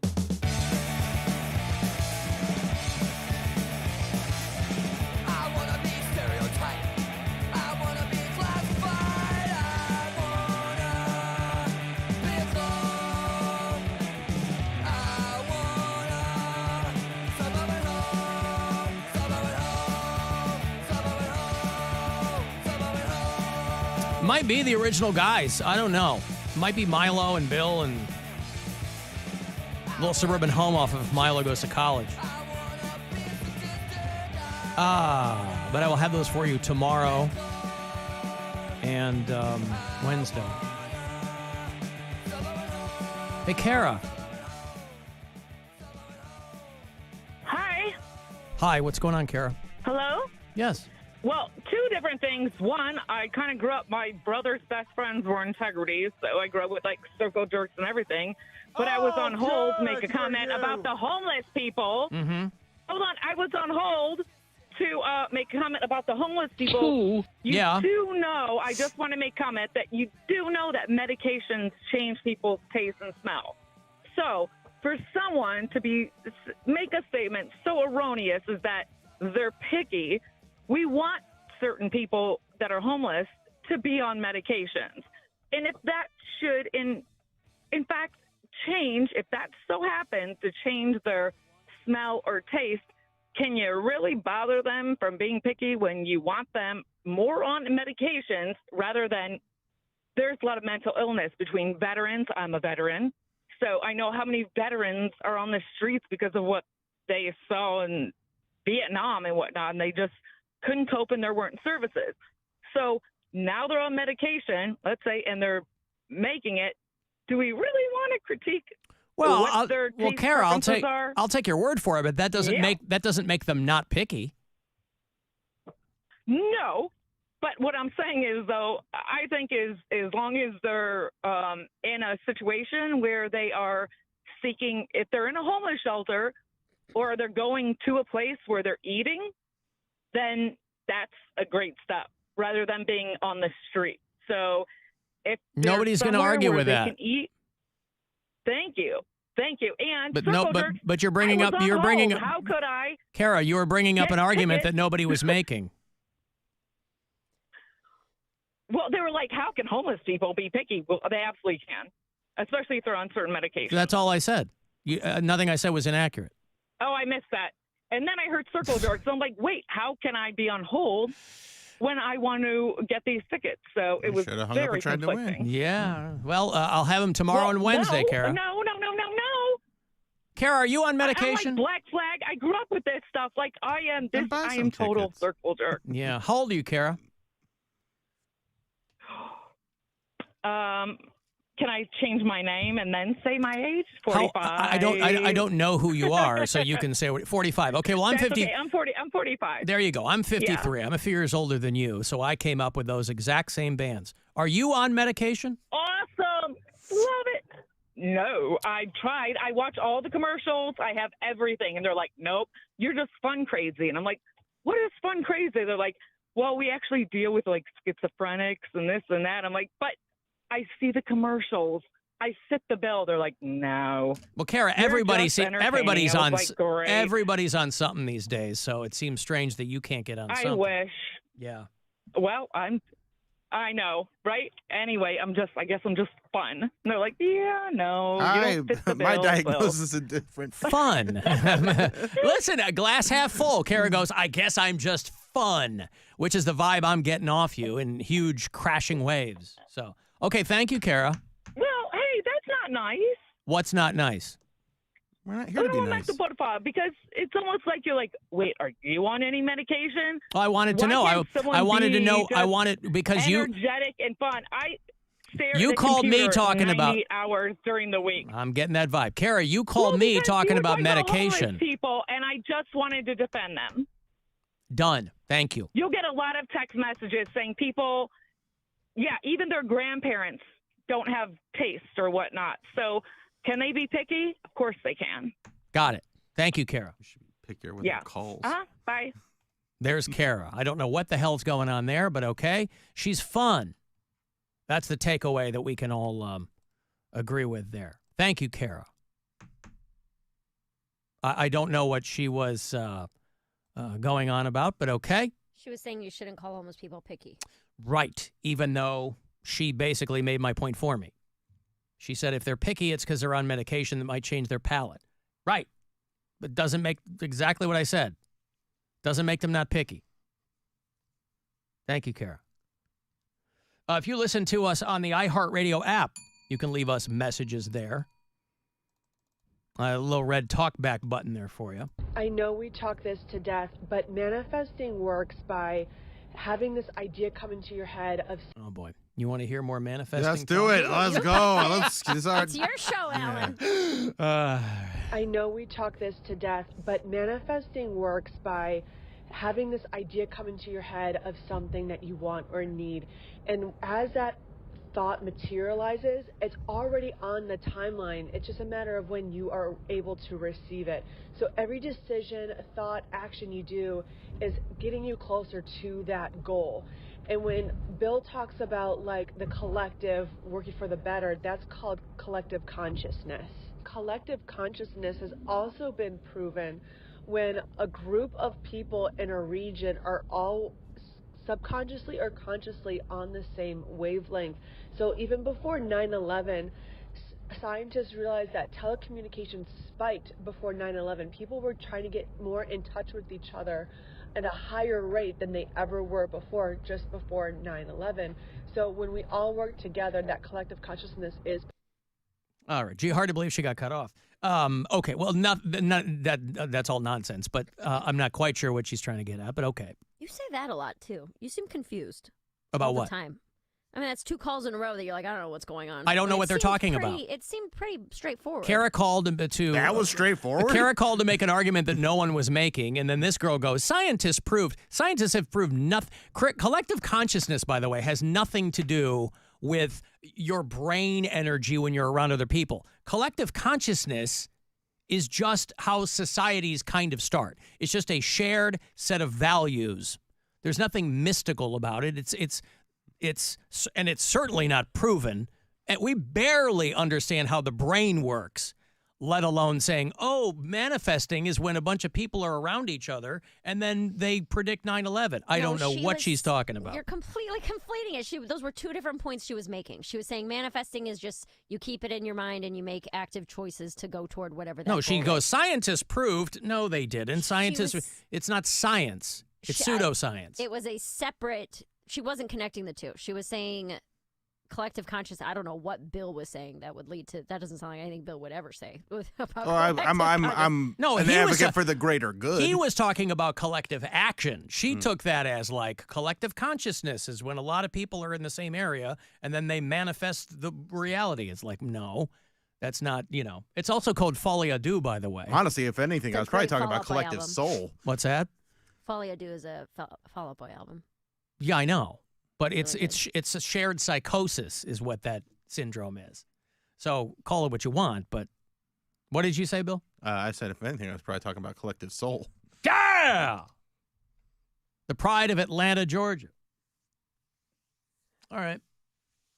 Well, anyway, see, Chappelle has announced some more shows. Yeah. Dave Chappelle is going to be doing summer camp in the cornfield, is what these are called, out there in his town of Yellow Springs. These will go on sale Wednesday morning at noon. And then the shows are the 23rd and 24th. Let's say in an alternate universe, you are unable or unwilling to join us for Captain Fun's Floating Fandango. Maybe you want to go out and see Dave Chappelle. How much do those usually run? When they sell tickets for $200. do they? Yeah, they're expensive. But that didn't sound that expensive to me. A couple $100 to see Dave Chappelle? I mean, Yeah, maybe it is. a comedy show? Like a $400 ticket to a comedy show? Like, that's insane. Dave Chappelle in his backyard, right? That's insane.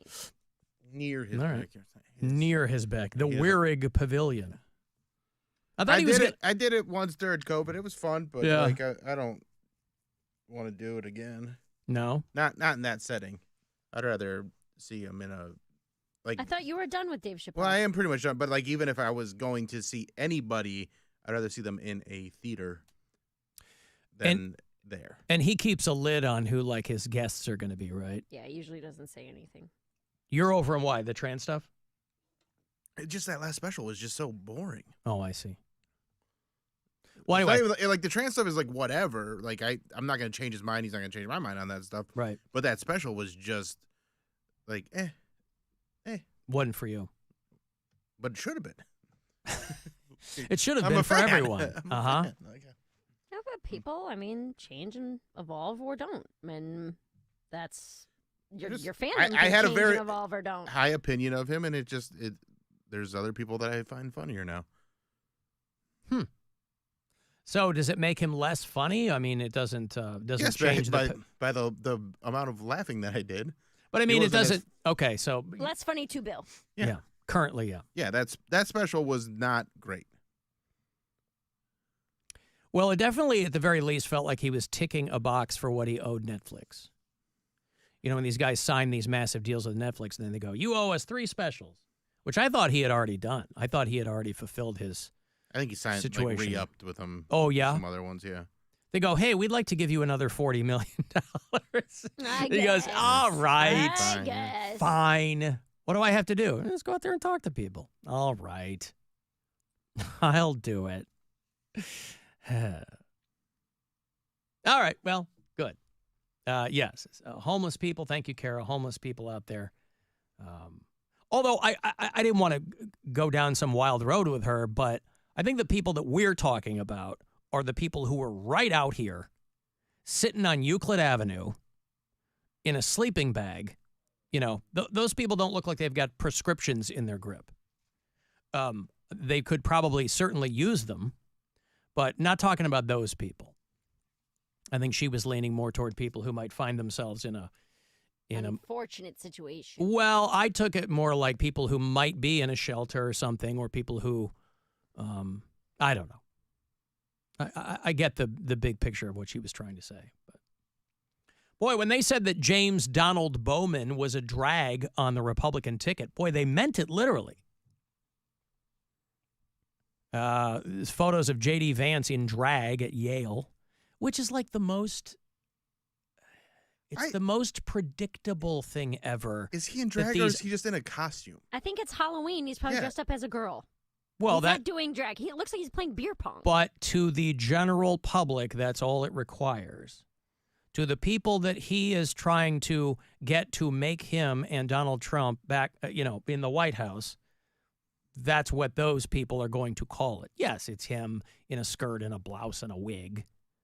But what is drag? Because he doesn't have a routine? I mean, especially since these guys are extraordinarily vocal about any and all things having to do with circling back to the to transgender kids or adults or whatever. These guys are extraordinarily opposed to that kind of stuff. They want to undo whatever federal protections there might be for gay people. But it also can't be all that shocking for some Ivy League dude to be in a girl's costume in college. Who's mad about this? Republicans are mad about this? I'm sure that they are. Oh, I haven't seen that. I've seen it. Well, it's certainly not. It's I feel certainly like not liberals who are mad about They're it. not They mad don't care. about it. They're just doing a gotcha thing, but it's also from how long ago? Like this. He was in law school. Yeah, that's a So while ago. 30 years ago? No, he's not that old. He's not that old. We were probably 15 years ago, maybe. He's 39 or 38, right? There you go. Oh, that's it? Yeah. I Young didn't realize dude. he was so close to our age. So if he was in law school 15 years ago, yeah. I mean, I don't know, man. No, I think it's silly. It is silly, but to dress up like a woman and then try to take away the rights of people who want to wear women's clothes is insane. I do like the hashtags. I'm only in it for the hashtags. Sofa Loren. Come on. Somebody else said his drag name would be Ashley Furniture. So, yeah, it is silly because everybody has got pictures of themselves dressed up in college, probably as a woman. I've got one. Bill's got one. No, I don't. I'm sorry? You don't have a picture of yourself dressed in drag in college? I didn't go to college. Oh, Bill. College Oh, age. Bill. Well, I didn't dress in drag in Bill. those years. No, I wasn't in college. I think I was 30. I'm I trying to wasn't think if in I've ever college really doing that. dressed up in drag, and I Never put a wig and a skirt on? not a skirt. Put a wig on to be Fat Thor. Right? That's drag. That was like a kilt, though, wasn't it? It wasn't a... No, it was pajama pants. I said no skirts. I only Hard put on a rule. wig. I've never done the dress like a woman costume. I see. I never ever wanted to be a man. I wanted to be a pretty lady. I think Stay Puft Marshmallow, that's a man. Stay Puft Marshmallow Man. I'm just thinking of my Halloween costumes over the years. Is Stay Puft... I know they say the Stay Puft Marshmallow Man. Yeah. Okay, so he is a... Mm-hmm. Yeah, I guess they do say man. He's got a couple of He's got the- Stay Puft balls and a... Ew.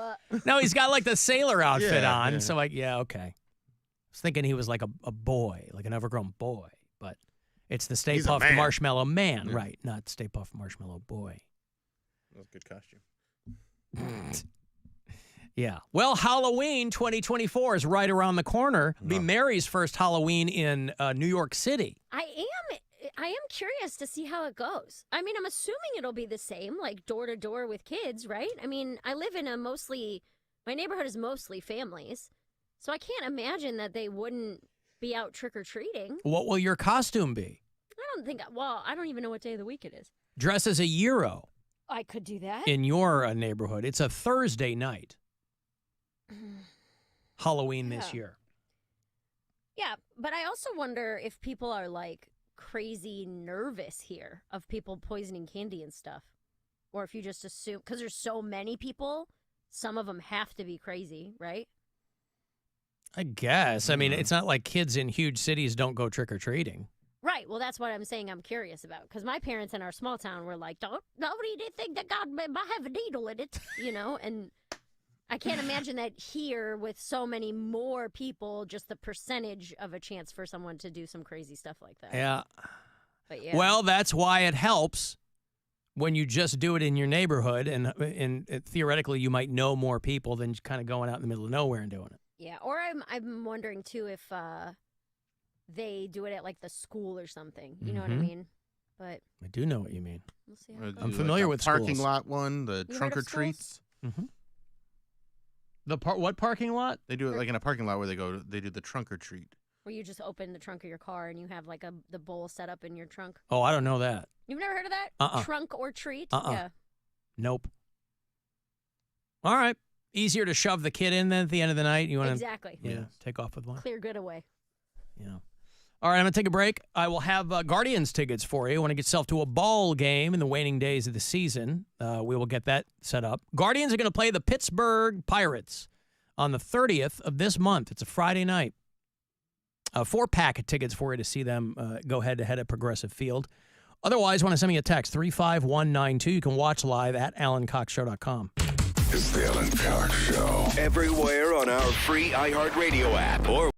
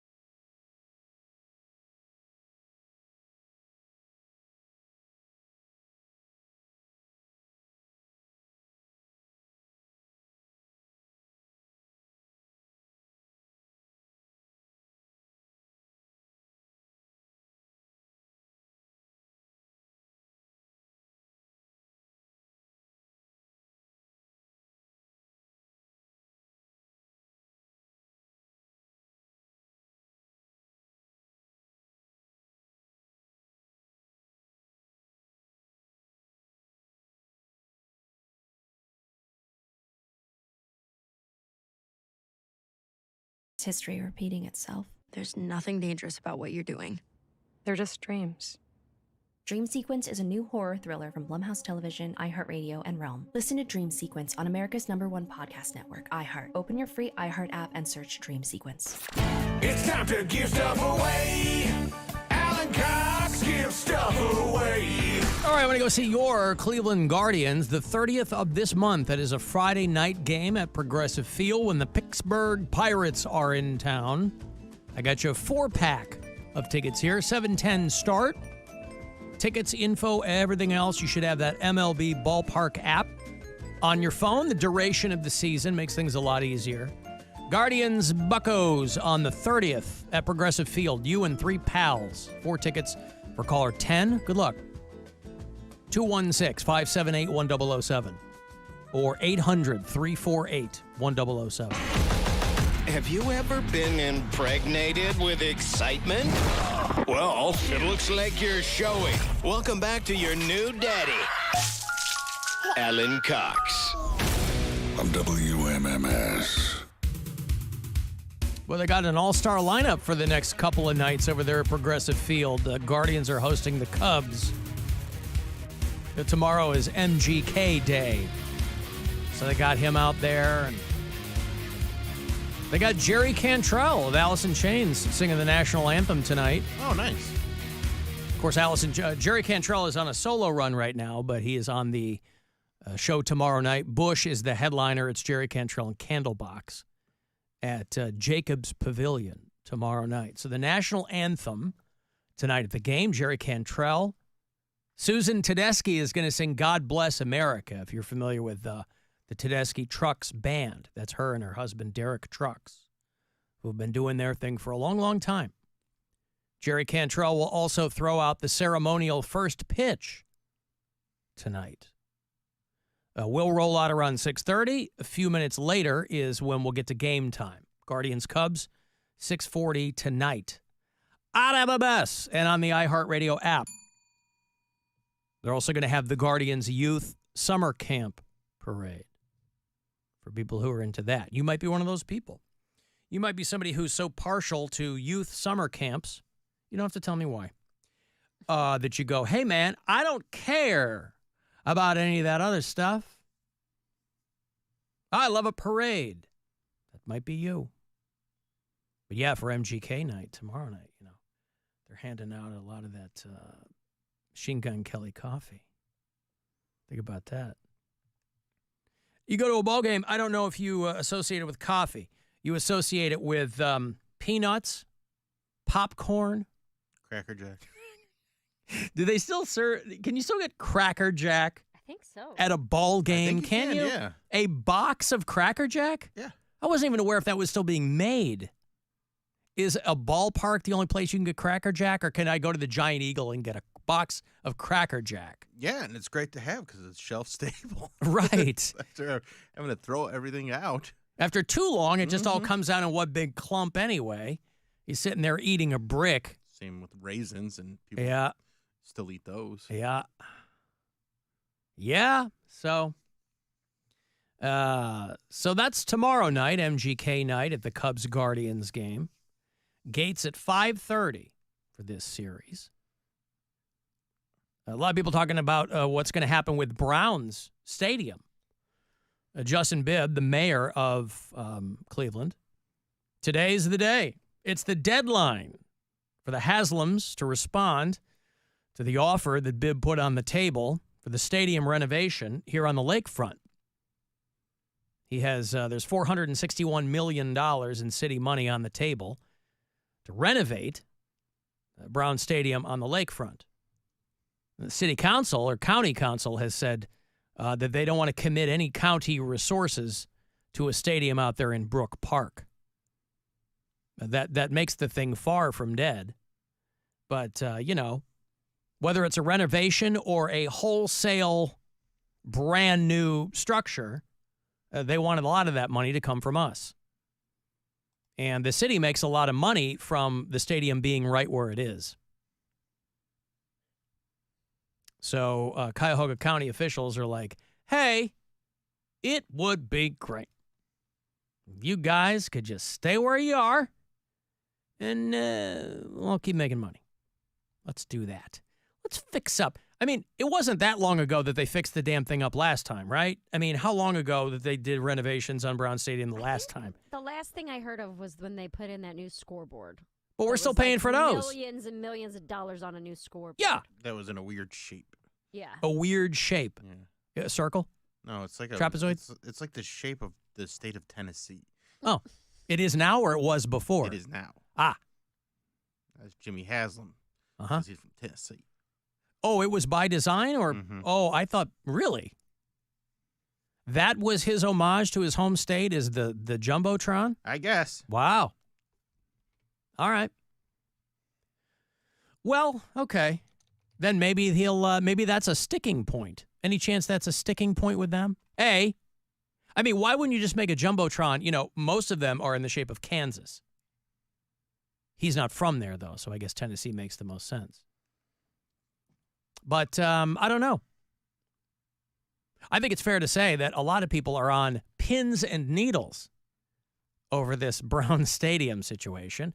But the people who run Cuyahoga County have said, we have no interest in a brand new stadium out there in Brook Park. So I guess it's kind of they said it just makes no fiscal sense. And so they won't commit any county money to it. So who knows what will happen? A roofed Brook Park Stadium. I mean, I wonder if the people who live out there would like that or not. Or if they just see it as one more thing to congest where they live. You're already near the airport.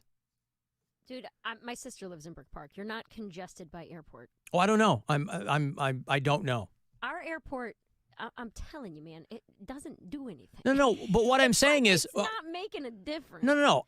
It's not JFK. I'm just saying there's going to be more traffic near any municipal airport than there would be somewhere else. But, I mean... I'm not saying it's bumper to bumper. I'm just saying you put a brand new football stadium there. Sure. That's going to create problems for 4 months every year, you know? I get what you're saying in that front, but as someone who has flown out of Hopkins Airport twice a month for the last however many years, I don't think one time have I ever pulled up and gotten stuck in traffic. Not once. No, I agree.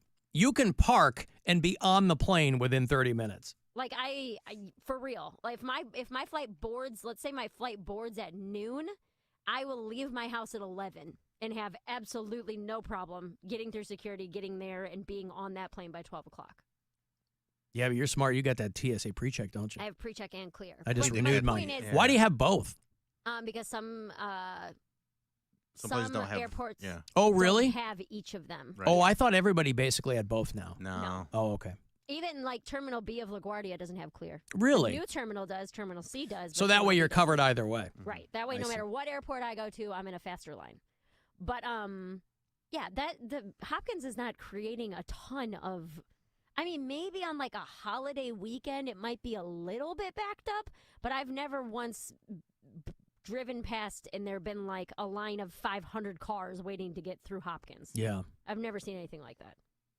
And but if the stadium is before the Hopkins exit, I mean, you're gonna just have to take into account that if you're flying out on a Sunday, you're gonna have to leave early, right? Which is gonna affect people once a year, because normally people aren't traveling that much. But right? they want to make it so much more than just a stadium. They want to make it like a whole like compound, entertainment district, and businesses. They want it to be a lot of different things. So if it ends up being all that stuff, then it could cause more traffic problems. But I don't see it being a big problem at I all. really don't either. It's not going to be any more of a pain in the ass than it is when you can't even get off the 9th Street exit on 77. Right. When you're backed up miles and miles because it's all one-way streets, and it's not going to be any more or less congested than it would be there. So is my understanding of this correct in that the Haslams have a boner to do it in Brook Park because basically they would control the whole thing? Mm-hmm. Whereas on the lakefront, they kind of have to work in concert with Cuyahoga County? Is that what it is? Well, That's the big sticking point? It's not necessarily that they have to work in concert with that, but they could build a much more They could take up more land. They could take up more land, but they could build a stadium that can be used for a lot more events. Yeah. So you because of the dome. Yeah, because if it's a dome, they could bring a Final Four here. They could do WrestleMania here. They could do all bigger concerts, stuff like that. And so that's what they're pitching to everybody. And then the city is like, hey, we would really like to keep it downtown because of what it does for businesses. Yeah. In this area, retail downtown. Yeah, and I still would prefer it to be downtown, since nobody thinks my floating city that did flop, didn't it? Yeah, you're that flying, didn't really the catch floating. On. I'll tell you what people did like is that if they do a renovation or a dome, whatever it is, have it look like a 80s bar basement from Parma with like the wood paneling and stuff. That was a hit. Miller High Life neons. And there you go. Not even that, just the tin signs. Many years ago when I lived in Michigan, we'd go to the Pontiac Silver Dome, which has long been closed, probably been closed about 10 years now, and fallen into disrepair too. But if they build it, could it be the Brook Park Brown Dome? Or they'll probably sell naming rights to it, though, right? Yeah, probably. They have Pitbull Stadium down there in Florida. Mr. Hero Stadium. That's what it's going to be. Let's go! It's going to have to be the most. It can't be anything ostentatious at all if it's going to fit in with kind of the civic culture of Cleveland. It's going to have to be something along those lines. The Mr. Hero Dome. Or, I like the Brook Park Brown Dome, but they might not go for that. Brown Dome. Brown Dome. I like the Brown Dome. The Fuku Dome. How about, is that name being used anywhere? I don't know. Oh, okay. Hey, listen, you might not, Brook Parkians, Brook Parkers, I don't know what they're called. You might not get that brand new stadium, but you know what you are going to get? The brand new Greyhound bus station. That's something, isn't it? Now we're talking. You're going to get the brand new Greyhound station. They kept saying that they were going to fix up the one downtown, or they were going to move it down the street and fix it up or something. But I don't think anybody's looking to fix up a Greyhound station. That station has some cool Art Deco to it, Yeah. but it needs, I'm guessing, a lot of work. Yeah, the outside's okay. It's the inside. So they were like, the RTA's like, we're going to move it down the street, blah, blah, blah. Nope. They're moving it out at the Brook Park Station near the airport. They said they don't have enough space downtown. So you're going to get, that's just as good as a new NFL domed stadium. Is a new Greyhound I also station. think the Greyhound station should be downtown. All right. The Brown should be downtown, Yep. and the Greyhound station should be downtown. How many people are coming? Well, I don't know. A lot. They still get a lot of traffic through Greyhound stations. I think that a Greyhound station should be centrally located in a downtown area. But it's That's just me. It's also close to the airport, which makes sense, so then they can take you downtown if you fly in. Yeah. Well, I guess that's maybe the thought that they're putting into it. Yeah, But they've been trying to find a better spot than the one over there on Chester Avenue. And they think that they've got it. Floating Flying Greyhound station? You're really trying to make, by hook or by crook, you're going to make floating flying happen somewhere. I just want a floating flying thing. Why don't we probably have an easier time if we get shot down by some Florida dude up here for who's vacation. in town. Yeah. Look, I don't like that floating flying stadium over there. I don't shoot it with a shotgun. I think that, all right. I think that you might have, huh? That was not a shotgun. There you go. Pull. You might have better luck if you start with something that's already aviation adjacent. Nobody's going to go for a floating flying football stadium. Just the logistics. How are you going to, you said everybody gets floating flying football stadium makes more sense than floating flying bus station. You said everybody gets to the game with jetpacks. Yeah. Or 60,000 jetpacks. What does Brown Stadium hold? Or one of those. Yeah, something like 70,000. Where do we store 'em? We're gonna make this stadium even bigger though. They're gonna end up like bird scooters. 400,000 I was people. gonna say, have you ever been to a water park where the life jackets all have to go in like a certain place? I doubt it's chaos every time. Yes. Nobody's gonna be returning the jetpacks. No, they're gonna throw them in the lake. They're one-time use. Single-use Dude, jetpacks. just abandon the idea, Oh, brother. boy. It's sometimes they work, sometimes they don't. Just let this one go. I'm And not then even they'll have taxis by one of those guys that like it's the pedal helicopters. No, Bill. I'm not even telling you to abandon the idea. I am. Some of the greatest ideas ever, those people were told to abandon it. And had they listened to the naysayers, we wouldn't be, in so many ways, where we are today. And it'll be fixed to the shores of Lake Erie with one single rope. So please don't. A single tow rope. Yes. Wow. So don't take that off because then it'll just float into Canada. Mm-hmm. So leave that rope alone. Don't touch. But what about all the giant crashing waves of Lake Erie?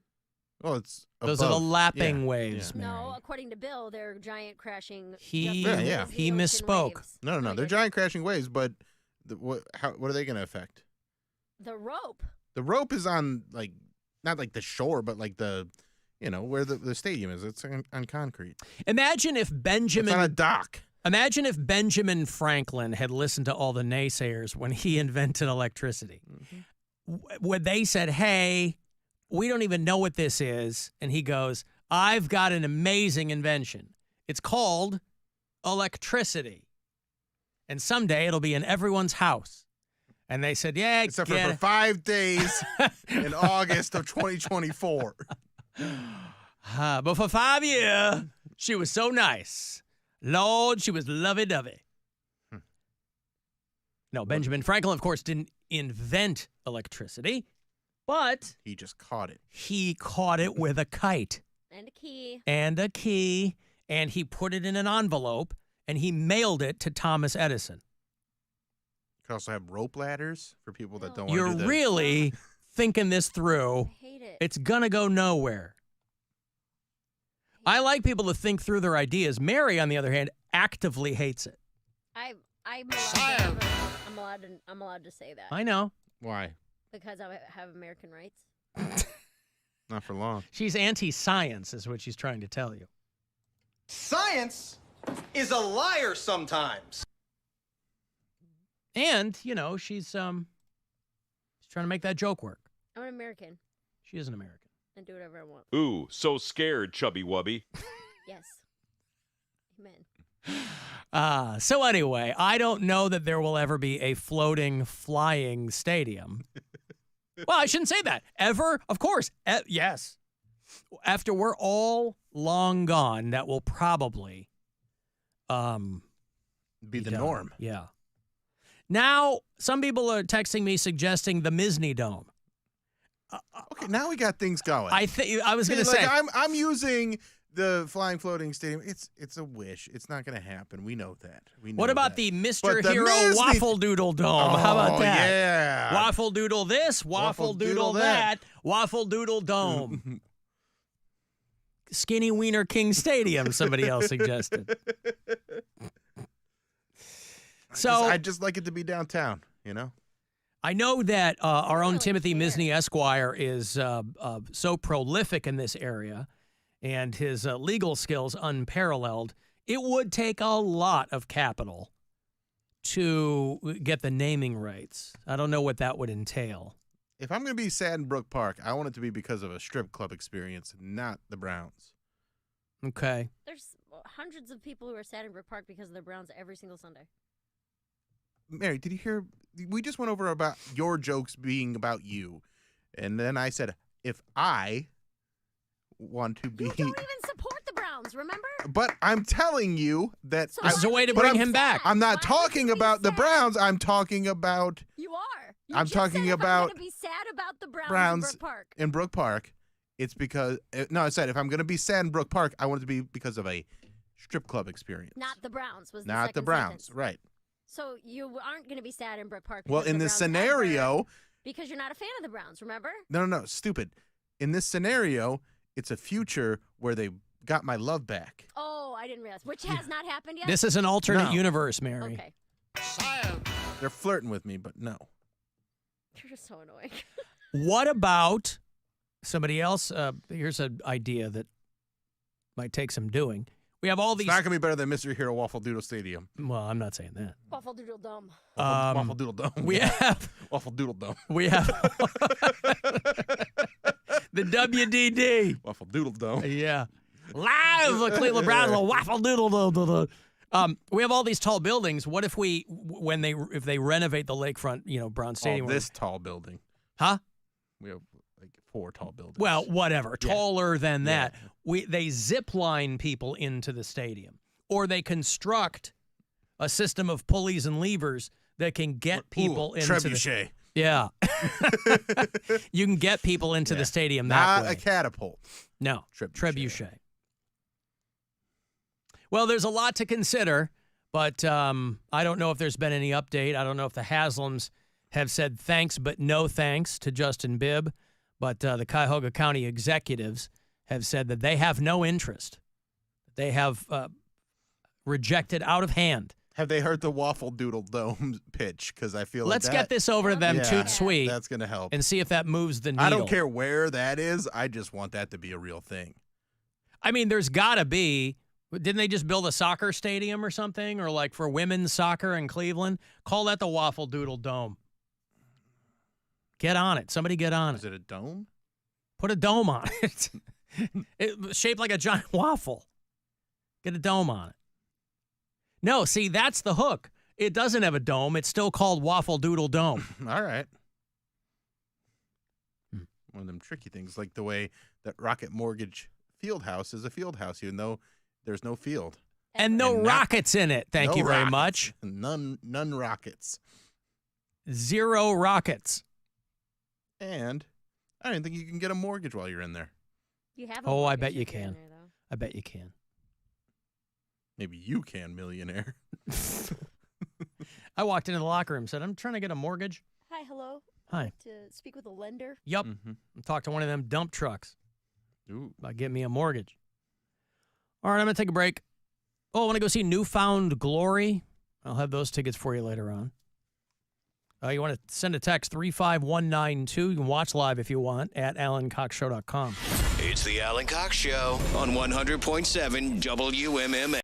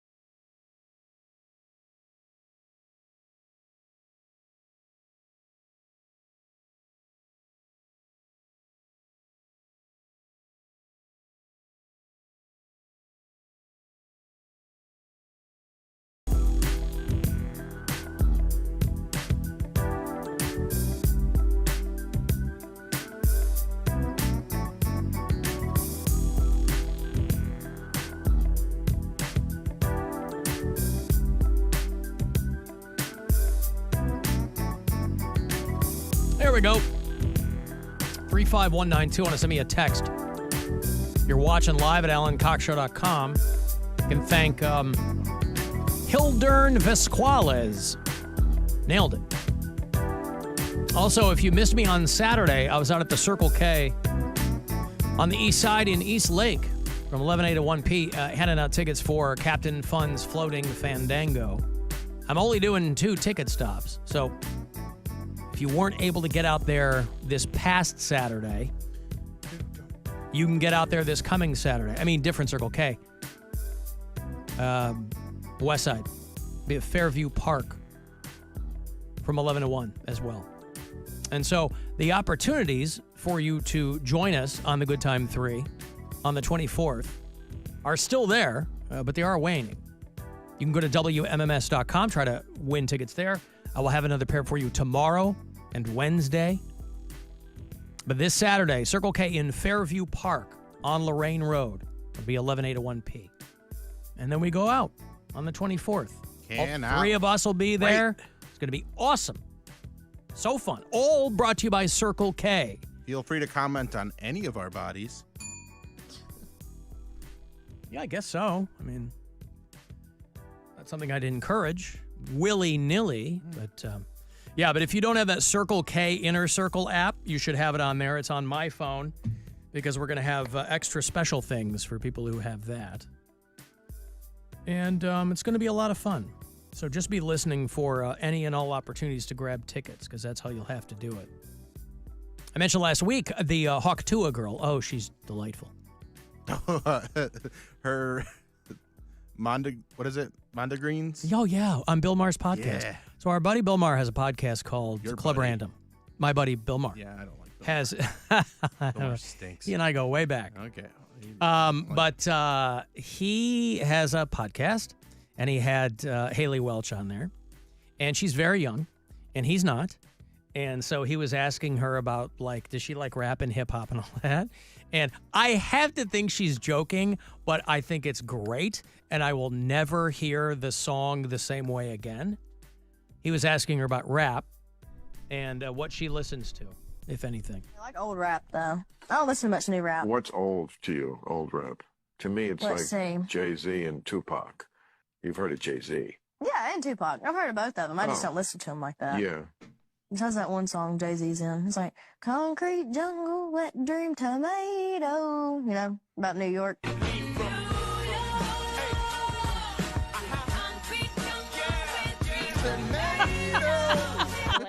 Concrete jungle, wet dream, tomato. That is fan goddamn tastic.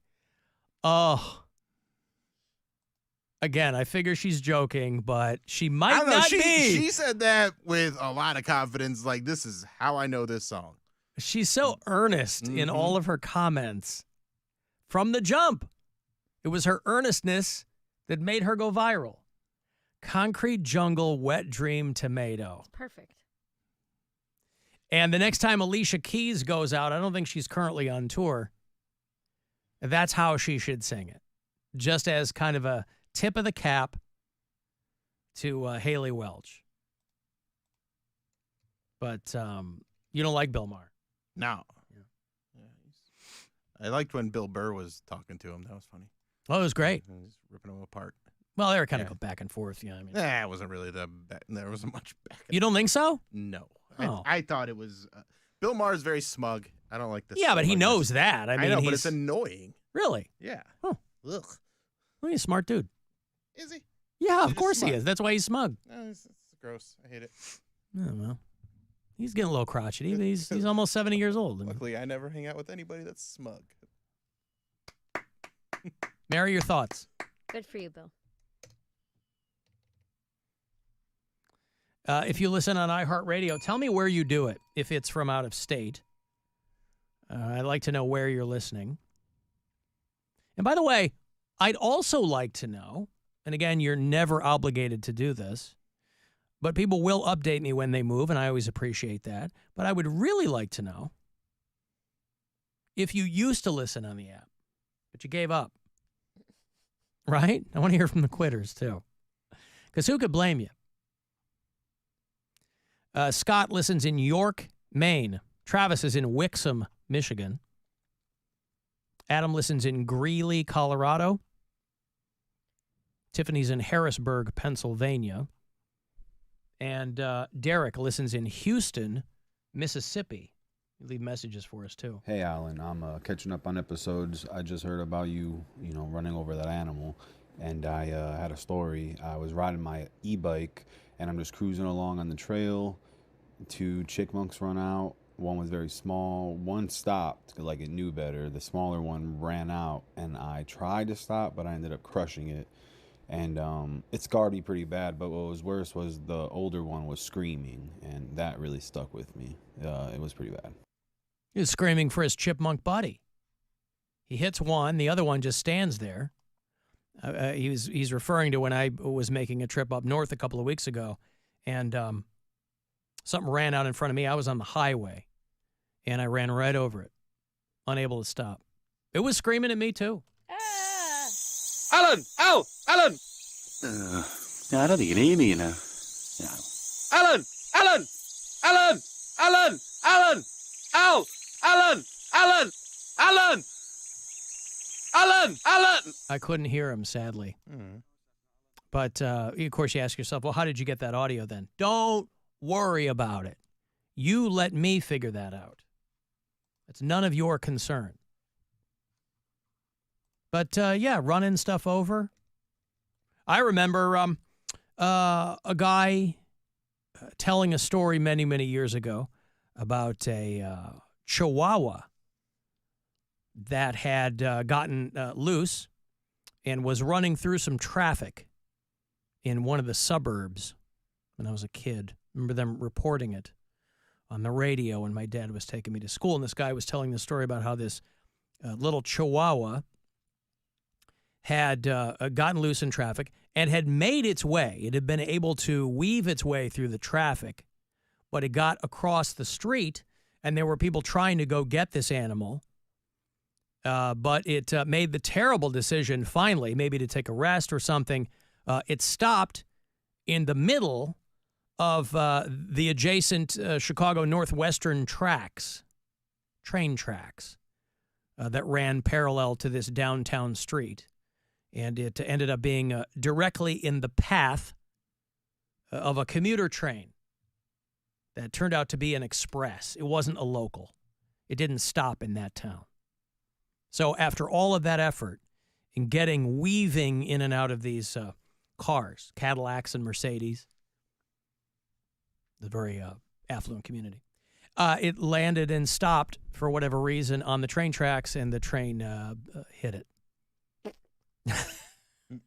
Yeah, that's probably putting it lightly. When the express commuter train runs over a Chihuahua. Does it make that sound?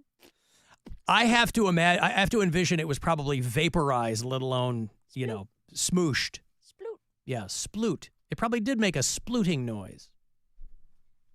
We got some food news here. Wait, that wasn't the food news? That was not the food news. Oh. The Chihuahua remained uneaten. Wow. No. Especially after it got hit by that train. Take that, vultures. Yeah. Idiots. Boy, it's so rare that I can combine food news and science. I'm not a mayonnaise fan. I don't care for it. But I'll tell you what, if it can help society, that's good. Mayonnaise typically behaves as a solid. It's what's called a colloidal structure, if you recall this from science class, physics class. But mayonnaise, when it's subjected to forms of pressure, it begins to flow in a manner similar to plasma. What, like parallel parking in front of somebody? Mm-hmm. It's Yes. a high-pressure situation. High pressure, yes, when it's subjected to a high pressure. And so they're trying to figure out ways to perhaps integrate mayonnaise into nuclear reactors, nuclear fusion. Now, I'd love to know who figured this out. And you're trying to tell me that white people don't have culture? Come on. We got Plasma mayonnaise reactors. That's the whitest thing I've ever heard. Well, you've seen mayo chup, right? Yeah. They're trying to combine. Yeah. Wait until plasmayo comes out. Yeah. Slightly radioactive, but it's delicious on a turkey sandwich. Now, I'm a Miracle Whip guy, not a mayo Careful. guy. It's spicy. Yeah. So I don't know how they figured this out. I'm curious what guys were sitting around going, mayonnaise might work. In what capacity, I don't know. I know nothing about the process of nuclear fusion. I know that's the what powers the sun. And it's kind of the holy grail down here as a source of limitless energy. Nuclear fusion is the brass ring. And if they can figure out how to incorporate mayo into that, boy, just imagine if you're a stockholder in Hellman's or whatever company owns, probably Unilever probably owns Hellman's, like everything else. Hey, Steve. Yeah, Alan, I got a comment on the Brown Stadium.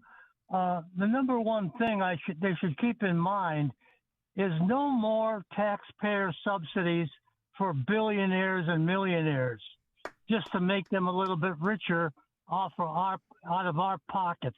That's a hot take, Steve. What? That's a hot take.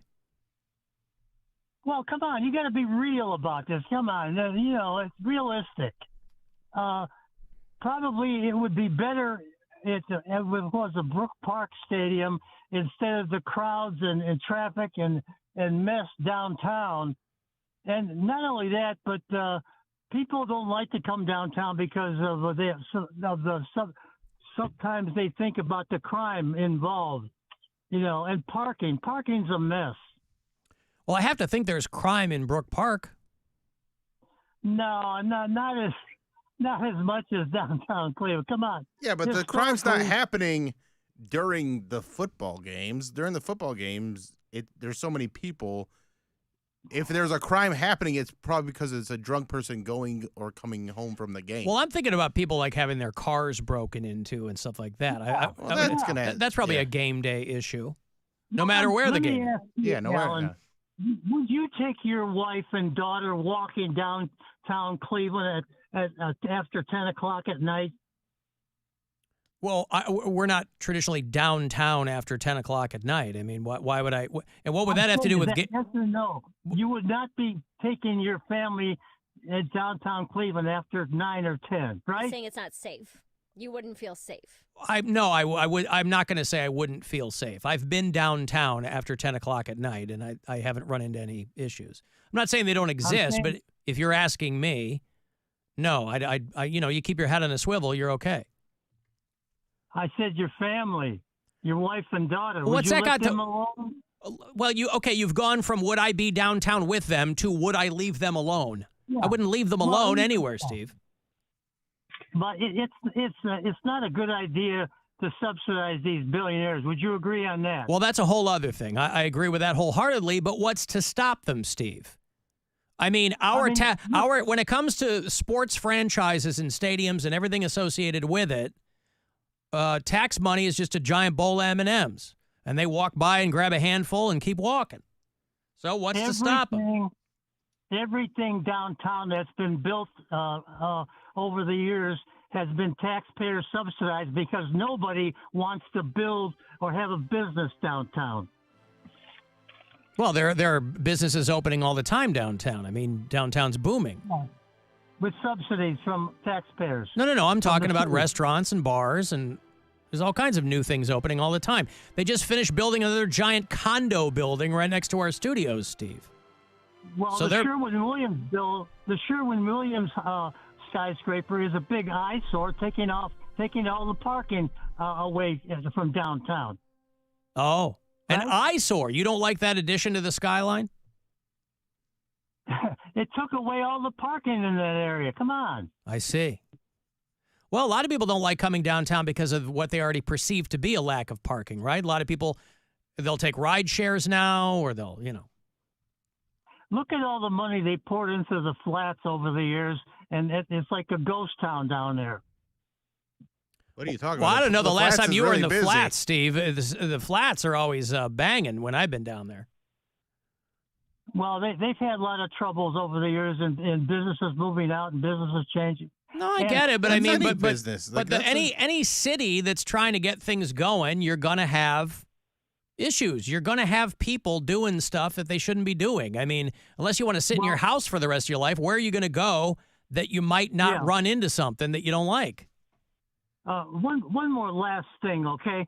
You know, they have to subsidize. They have to give new housing, for example, tax-free for 30 years to get people to move into those areas.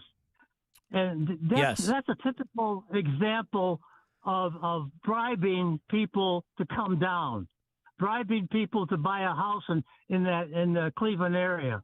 It's all about bribes and taxpayer money. Well, Steve, but you're talking about those are just incentives. I mean, that's true of anything. Why do you think movies film in Cleveland? Why do you think they shot the Superman movie here? Because they got tax abatements. Incentive is a bribe, as far as my definition. Your definition, okay. Well, you know, a lot of people purchase their houses with tax incentives too, Steve.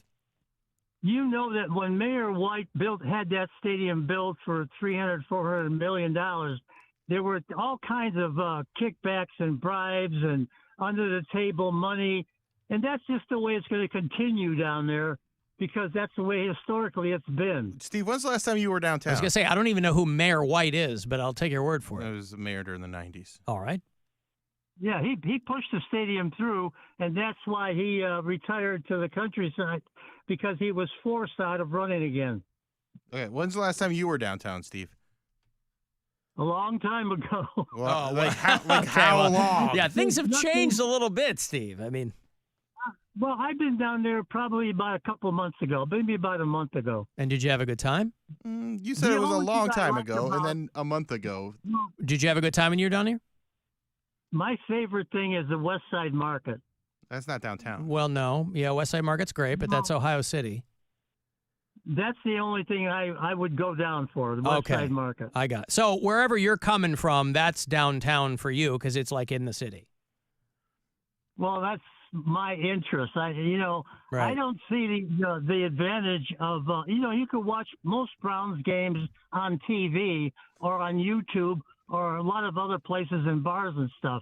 You don't need to come downtown to a billion-dollar stadium. But you know, a lot of people like to go and watch the games live, and it's a big moneymaker for different bars and restaurants. And Steve, they have a Jumbotron in the shape of the state of Tennessee. What's not to like?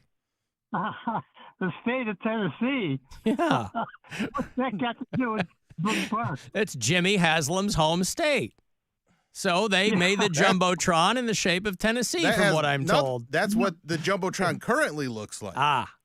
Yeah. Here you go. Why can't they be like the Green Bay Packers and have the city buy the team and own the team? How about that? Do you think Cleveland's got $3 billion? I was going to say, yeah. It's called eminent domain. They can give them a nickel and own it. Yeah.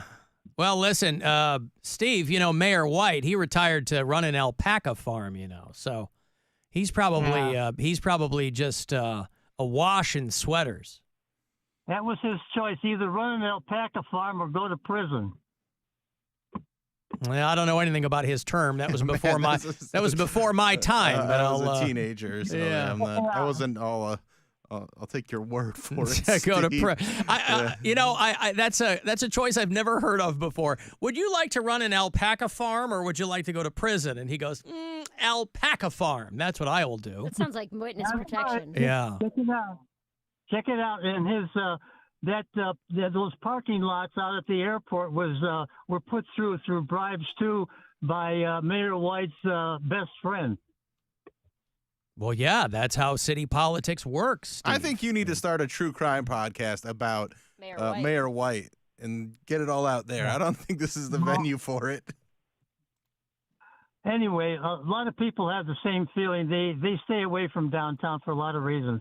Where do you live? Yeah, you're not wrong. I mean, but people got to live their lives. And what are you gonna? Where do you live, Steve? You hiding in your house? What are you doing?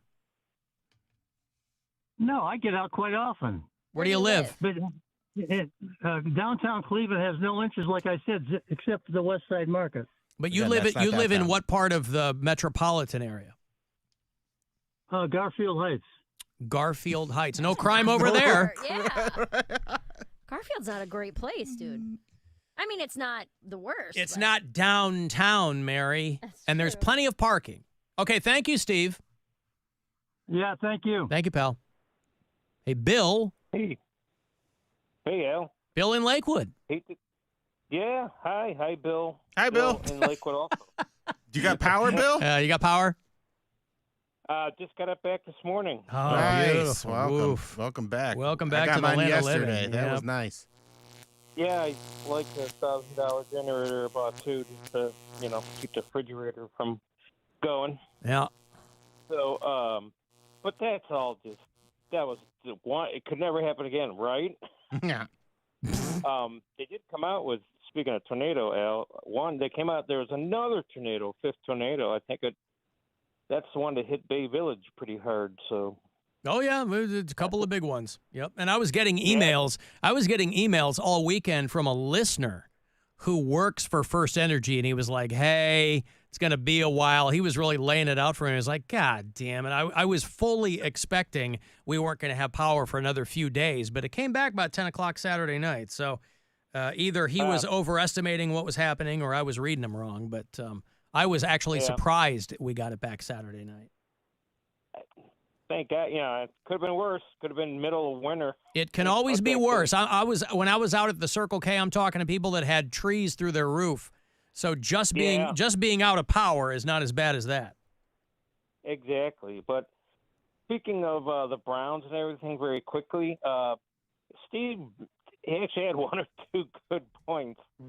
The Brown Stadium, 10 games, you're allowed to go in 2 hours before the game, right? And then you got to be out by 5 o'clock. So as a fan, you're in there 7 hours times 10 games. It's only used 70 hours a week. And that one summer, we had no concerts or anything. So that's what people get all mad about. Mm-hmm.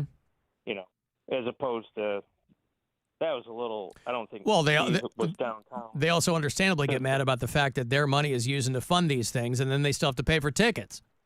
At least give people free tickets. Hanson says he's going to jam the ticket prices up to pay for this $3 billion. So, well, of course, they get you coming and going. Rich people, super rich people live in their own world. I don't know if people realize that. And he's going to do what he's going to do. So, I'm pretty sure though, the city of Cleveland's going to do a big lawsuit against him from leaving. Well, I don't know. We'll see. Listen, you know what it means, Bill. You know what it means.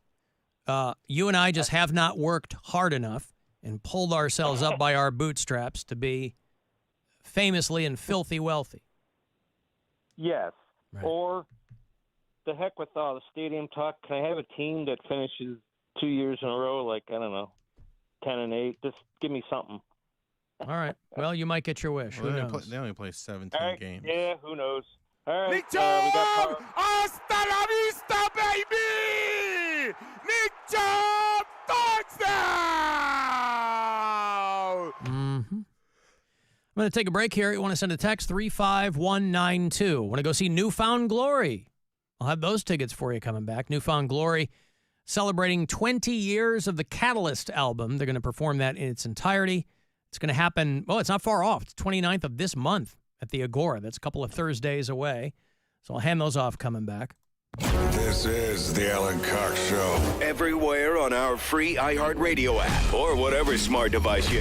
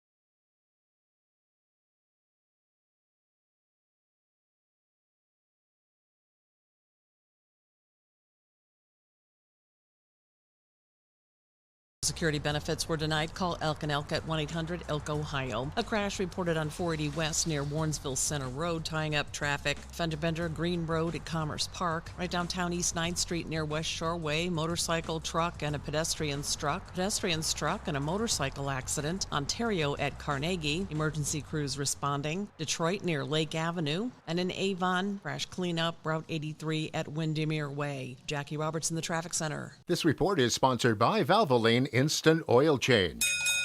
Would you rather have quality or speed? Get both at Valvoline Instant Oil Change, Cleveland's trusted oil change provider. We'll change your oil in about 15 minutes. We're always quick, but never rushed. Drive in today. No appointment needed.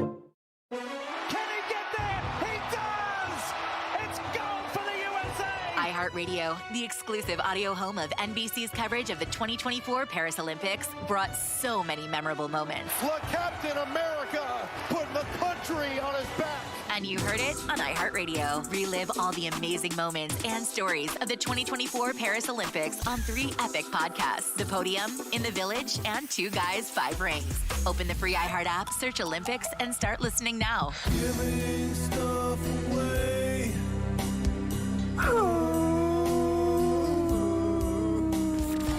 All right, we're going to go see Newfound Glory. Special guest Sincere Engineer.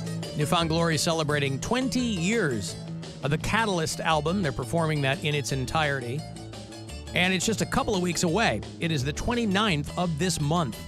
So in a couple of Thursdays at the world-famous Agora, you go to agoracleveland.com for the info on the show. I will have these tickets for you this week. You can grab the first pair right here. Good luck. Party like it's the early aughts all over again. 2 for Newfound Glory for you. Caller 10. 216-578-1007 or 800-348-1007. It's not every day you hear him complain about something. Wait, yes it is. Alan Cox. On 100.7 WMMS.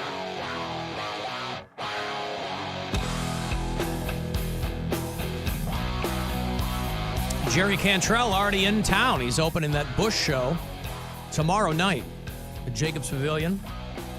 But he's singing the national anthem tonight. Cubs are in town, take on the Guardians. Jerry Cantrell and Zach Throne. I don't know who that is. Maybe that's someone local. Maybe that's somebody in his band. I don't know. Jerry Cantrell singing the national anthem at the Guardians game tonight. Susan Tedeschi, who's in town with her band and her husband, Derek Trucks. She's doing God Bless America. And then all 3 of them will throw out the ceremonial first pitch. Got Darren's like a truck. Why do they call the ceremonial first pitch? Because it's not the actual first pitch. Yeah, but it's not like they're not wearing a included in the uniform. game. We know that they're not. Yeah, but it's a pitch of the ceremonial pitch. If they said throwing out the first pitch, that would mean they get to go out and throw out a pitch to an actual batter. That's what it would mean? Yes, that's the first pitch of the game. The ceremonial first pitch is not included in the game. Well, why didn't they start including it in the game? Dude, have you seen that sign meme? to the contract. That No, meme what where meme? it says, forget celebrities throwing out the first pitch. I want to see celebrities throw out the last pitch, where it's like bottom of the 9th, bases loaded, Yeah. tied up 7-7. Here comes Danny DeVito. And I'm like, that would be hilarious. It would change the game of baseball. Oh, it'd be great. Yeah. You thought all those other rules changes were wild. Hey, everybody, it's this is the game The game-ending pitch. deciding pitch. MGK tomorrow night. And comedian Jeff Dye throwing out the first pitch tomorrow night. Is he in town? He is in town. Like doing a show, I mean. He is doing He's a in show. town to do the first pitch, and then he added, because he's in town, he's doing some shows at Hilarities. So anyway, 6:40 tonight is when you're going to get Guardians baseball here on the Buzzard. We'll get you right into it. And you can also listen to it on the iHeartRadio app if you're so inclined. I don't know if you saw the story about the woman who died at O'Hare Airport. Mm-mm. She got tangled up in a baggage handling machine, which seems strange. I don't know how you'd find your way back there. This was a woman in her 50s, a 57-year-old woman, who was found entangled in a baggage conveyor belt at O'Hare on Friday, I believe. And they determined that it was a suicide, that she hanged herself by getting caught up in the baggage conveyor belt. I don't know how they arrived at that. I'm not a medical examiner, but that was the determination that they came to. She doesn't work for the airport? Doesn't work for the airport. They went through the surveillance cameras and found the woman entering the area around 2 a.m, but it didn't show what happened to her. This is obviously one of these rooms that you're not supposed to go into if you're part of the public. It's for people who work there, baggage handlers and such. And they found her the next morning entangled in the belt near the international terminal. And they determined that it was a suicide. That's weird. It's amazing the lengths that some people will go to once they've decided they don't want to live anymore. You know, we've all kind of contemplated that, you know. If you're somebody, I don't know if you guys have ever said aloud that you've contemplated suicide. Yeah, Not seriously. I have. I've never gotten to that point. I'm not somebody who's ready ever... to jump off a building. Okay. I assume In the that was Philippines. maybe back in the Mormon days, Yes, right? in the Mormon days, my lowest point, I wanted to kill myself because of God's love. Oh, look at that. Yeah. You wanted to be awash in his eternal light. Well, you just wanted to get there. I just didn't feel any hope to ever actually be what I was being told I could be or should be. And it was incredibly depressing. So when people talk about God and Jesus and how it helps them, it was the exact opposite for me. The further I got away from that stuff, the better I felt about myself. How tall was the building? Like 8 stories. See, that's one of the things I'm talking about. The decision to say, I don't want to do it. I don't want to be in this anymore. And this is how I'm going to do it. Because it is the last decision you'll ever make. Right. Provided that you're successful. And so I don't know what it says, if anything, about the choice you make if you're going to take your life. Jumping off a building to me always seemed like the second after you do it, you go, I've made a terrible mistake. Yeah, probably. And there's literally nothing you can do about it. There's that And you definitely don't want to not die. Yeah.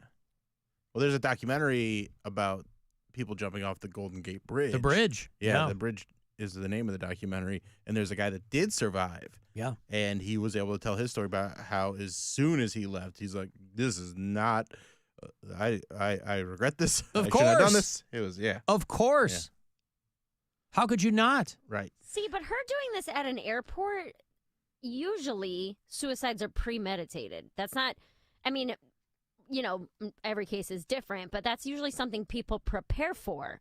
Write notes and think about it for a long time. They're usually depressed for a while, which would mean that she specifically plotted it around this trip to do this. It doesn't make any sense. I don't even know if she was on a trip. Or did she work there? No, she doesn't work there. It didn't say that she worked into there. the baggage claim area and was like, "This is. I'm going to do it at the O'Hare Airport." That's not. It just doesn't. I thought it was weird Check too. out. I thought it was weird too, but I have to imagine that the determination the medical examiner made, they would know what would constitute this. You know, they'd be able to look at the body and go, "Well, nobody did this to her," or I don't know. So they ruled it a suicide.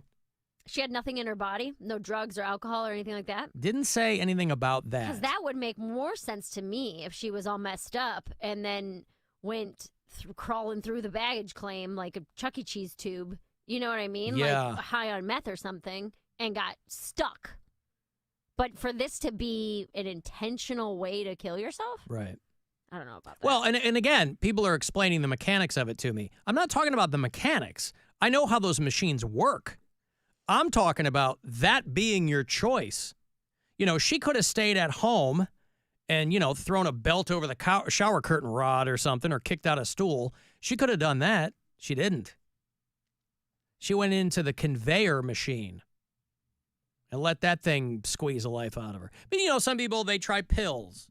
My girlfriend in college hanged herself. The choice that you make just from a purely philosophical standpoint, I guess, is very interesting to me. I always said that if I had to do it, or if it came to that, which it hasn't, I would probably go the pill route, where I would. I think I'd be a real pussy if I. Take a ton of sleeping pills and then just go to bed forever. But also, and again, I have no, other than again my girlfriend, I have no experience with it directly. And neither do I. In myself. But so my question is, if you're kind of babying yourself, do you really want to do it? Well, I don't think it necessarily has to be painful. Whatever it is going to end in your death. I don't think it really matters how you do it. Theoretically. And plenty of people who live. And you don't want that. You don't want to be alive and infirmed. You know, some people smoke a shotgun. See, that I couldn't do. There was a young man, Bill, perhaps you've heard of him. His name was Curtis Cobain. You know what, though? Now that you say that, maybe that is a sign that I've never taken it as seriously as other people, because in my head, I'm like, if I decide to, gun in the mouth and I miss, I am messed up for the rest of my life. Right. There's people who have done that. They put a pistol in their mouth and it bounces off the roof of their mouth and they have one eye and they can't hear. And oof. Well, and so I'm like, well, if I take a bunch of pills and it doesn't take for whatever reason, I get my stomach pumped and I stay in a psych ward for a little while. But that whole mentality of even thinking, what if this doesn't take, is probably means you don't want to do it that bad anyway. Yeah. Well, Bill, we're collectively glad you didn't jump. Me too. Yeah. All right, let me give you this trip here. There's a transition. Don't read the text, because I know there's gonna be someone like, oh, I wish I would have jumped. Let's get you into an airport and then on a plane. And Safely. Then in Vegas, where you're going to have a high old time with a pal at our iHeartRadio Music Festival next month. It's mere weeks away. It's the 20th and 21st of September. Black Crowes and Hosier and all kinds of acts at the T-Mobile Arena there. So it's $1,000 and everything that goes with it, so that you have a good time. So listen closely and good luck. Now your chance at $1,000 and a trip to our iHeartRadio Music Festival. Text the nationwide keyword FESTIVAL to 200-200. You'll get a confirmation text and info. Standard data and message rates apply in this nationwide contest. That's FESTIVAL to 200-200. WMMS. Press release, somebody told me, said she wasn't an airport employee. Maybe she was an airline employee. She could have just walked in. There are ways to walk into an airport, You can walk into the baggage level. You can't walk into the gates. Right. But the baggage is after security. This was 2 a.m, by the way. There's even massive airports, there's a lot of counters with no one there. You can walk right across those counters and climb into where they throw the bags. Well, what I'm saying is in Cleveland, right? The arrivals and departures are on different floors. So if you wanted to walk in the arrivals downstairs where the baggage is, you could just go in backwards. Go in the little hole where the bags come out of. Right. Mm-hmm. Follow it up the other way. Yeah, this was the international terminal at O'Hare. So Alan's suicide is very rarely premeditated. Usually that decision is made with a snap judgment. Wait, those sentences contradict each other. Say that again? This is what somebody texted me. Suicide is very rarely premeditated. Usually that decision is made with a snap judgment. So it's not planned out. See, I don't have enough experience on the topic, but I assumed it was someone feeling bad for a long time or a while or something. I'm sure there are people. I think when you actually take the step to do it, it's like, all right, fine, I'm doing it now. I'm doing it right now today. Yeah. But I don't think, I guess I took it as premeditated means you've thought about it before. I don't know that anybody has never thought about suicide and then one day they're like, yeah, I'm going to kill myself today. Right. Like that's what I meant by premeditated. Today's the day. That it's something that you've thought about. Yeah. Would sperm news make you feel better? I don't feel bad right now. Like I said, he's glad to be alive. That was a long time ago, and I feel much better by getting away from all the stuff that was making me so sad. If Bill had jumped off that building, he never would have met a young woman named Kendra Sunderland. Remember Kendra Sunderland? Yeah. This was the girl. We had her on the show many, many years ago after she went viral. This was the girl who was she masturbating or having sex in the library? She was like masturbating and showing her boobs and stuff. She was library girl for a while. This was at Oregon State University. And we had her on the show, and I think her like meth head boyfriend was with her at the time, or whatever dude was able to put up with her for me. And she was nice enough, but she was adamant about the fact that she was going to, however her viral fame lasted, that would be it, and she'd move on to something else. Adamant about the fact that she would never do pornography. Of course, we scoffed at her. 2 weeks later. About 48 hours later, yeah, she's online and she's doing porn. And again, hey, people can change. There's no shame in that. I was just surprised why she was going down that road when the natural progression of that kind of viral fame is pornography. But it also might have been she had to keep saying that for them to offer her money to get, to make it worth her while. Well, it was about 10 years ago. I think she was only 20 years old. I mean, she was in college. She was at Oregon State University. And she has been busted in Texas on a felony drug charge. Which is hard to believe. She didn't turn things around. Yeah, but this is like weed. Yeah? Yeah. Yeah. It is Texas. It's Texas. This is a stupid charge. Yeah. She was 50 miles north of Houston, Texas. This doesn't mean she needs to turn her life around. She's got weed in Texas. That great song from Wasp. Yeah. Can have an assault rifle where you could take out tens of people at a time, but don't you dare. Don't you have one little Don't you have abortion or a pot? Yeah, no pot or abortions. She lives in Vegas. Her mugshot, she looks the way you think she would look. Displeased. Kind of a scowl, right? Like, this is so stupid, just like you said. And so anyway, she went viral online about a decade back and then started doing lots of porn. She was charged with public indecency at the time. They fined her $1,000. She obviously made that money back many times over. She has her own signature model fleshlight. I always thought it was funny that people had a signature model, anything like that. If you went to the porn... It's like getting a sneaker if you're a basketball yeah, player. It is. Yeah. If you went to the porn stores back in the day, they would be able to sell you, like, whoever the porn star du jour was. You could buy, like, her molded torso. No head, no legs. Just like, hey, it's like you're really banging Jenna Jameson. And her face was on the box. Cost you a few $100. Kendra Sunderland noted recently, if you follow her on Instagram, you probably saw her noting the 9th anniversary of the Library Girl video. She said, the day that changed my life forever. But, of course, you can go online and see her getting railed by all manner of guys. And I say God bless her. 10 years hence, almost 30, which is ancient in porn years. That's when you start doing MILF porn, when you're 30. And still doing it. Living in Vegas and having a high old time. Hopefully this is just a detour. They didn't mention what she was doing in Texas. But she's driving her 2013 Lexus and got pulled over. I think she'll be fine. Oh, that's a big load. Right. I've got a break here. If you want to send me a text, 35192. You can watch live if you want at AlanCoxShow.com. Listen anywhere on the iHeartRadio app. Rover's Morning Glory. Dealer walked to the dispensary down the street to legally buy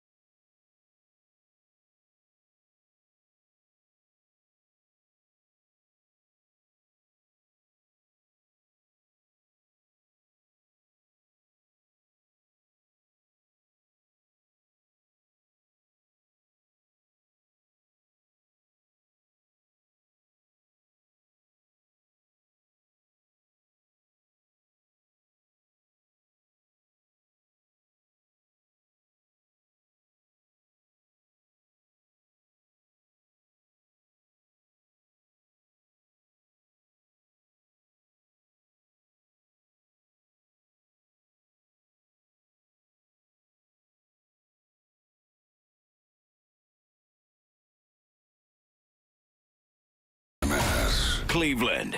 Call the Alan Cox Show. You use your microphone for you think you're powerful and smart? You're a fucking idiot. 216-578-1007 or 1-800-348-1007.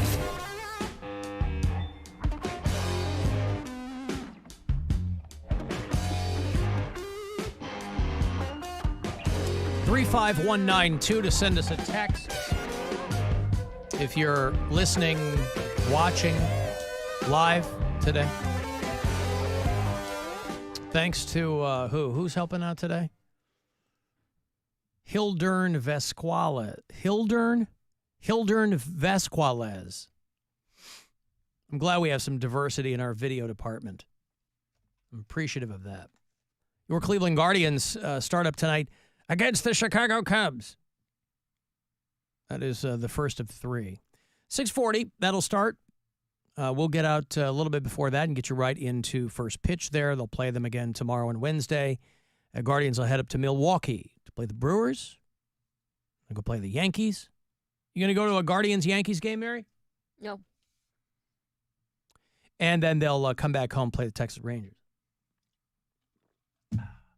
Before all that stuff. I was looking at the map of IQ by state. We're doing okay. In Ohio. What the hell was that? The burp came out. That's what that was? I was trying to hold it back, and it snuck through my nose. You were trying to hold a burp, and it came out of your nose. Mm-hmm. Huh. Sorry. You know those are connected, mouth and nose. Yeah. All right. Well, listen, I appreciate the effort. Next time, just let rip. Should I? Yeah. I mean, Holy, okay. why not? I will. A new map showing which states have the highest IQ. IQ is, my understanding is IQ is, it's kind of like, you know how lie detector tests are inadmissible in court because they're a little wobbly in the sense of really nailing something down? Same thing with IQ. Do you want some breaking news? Uh-oh.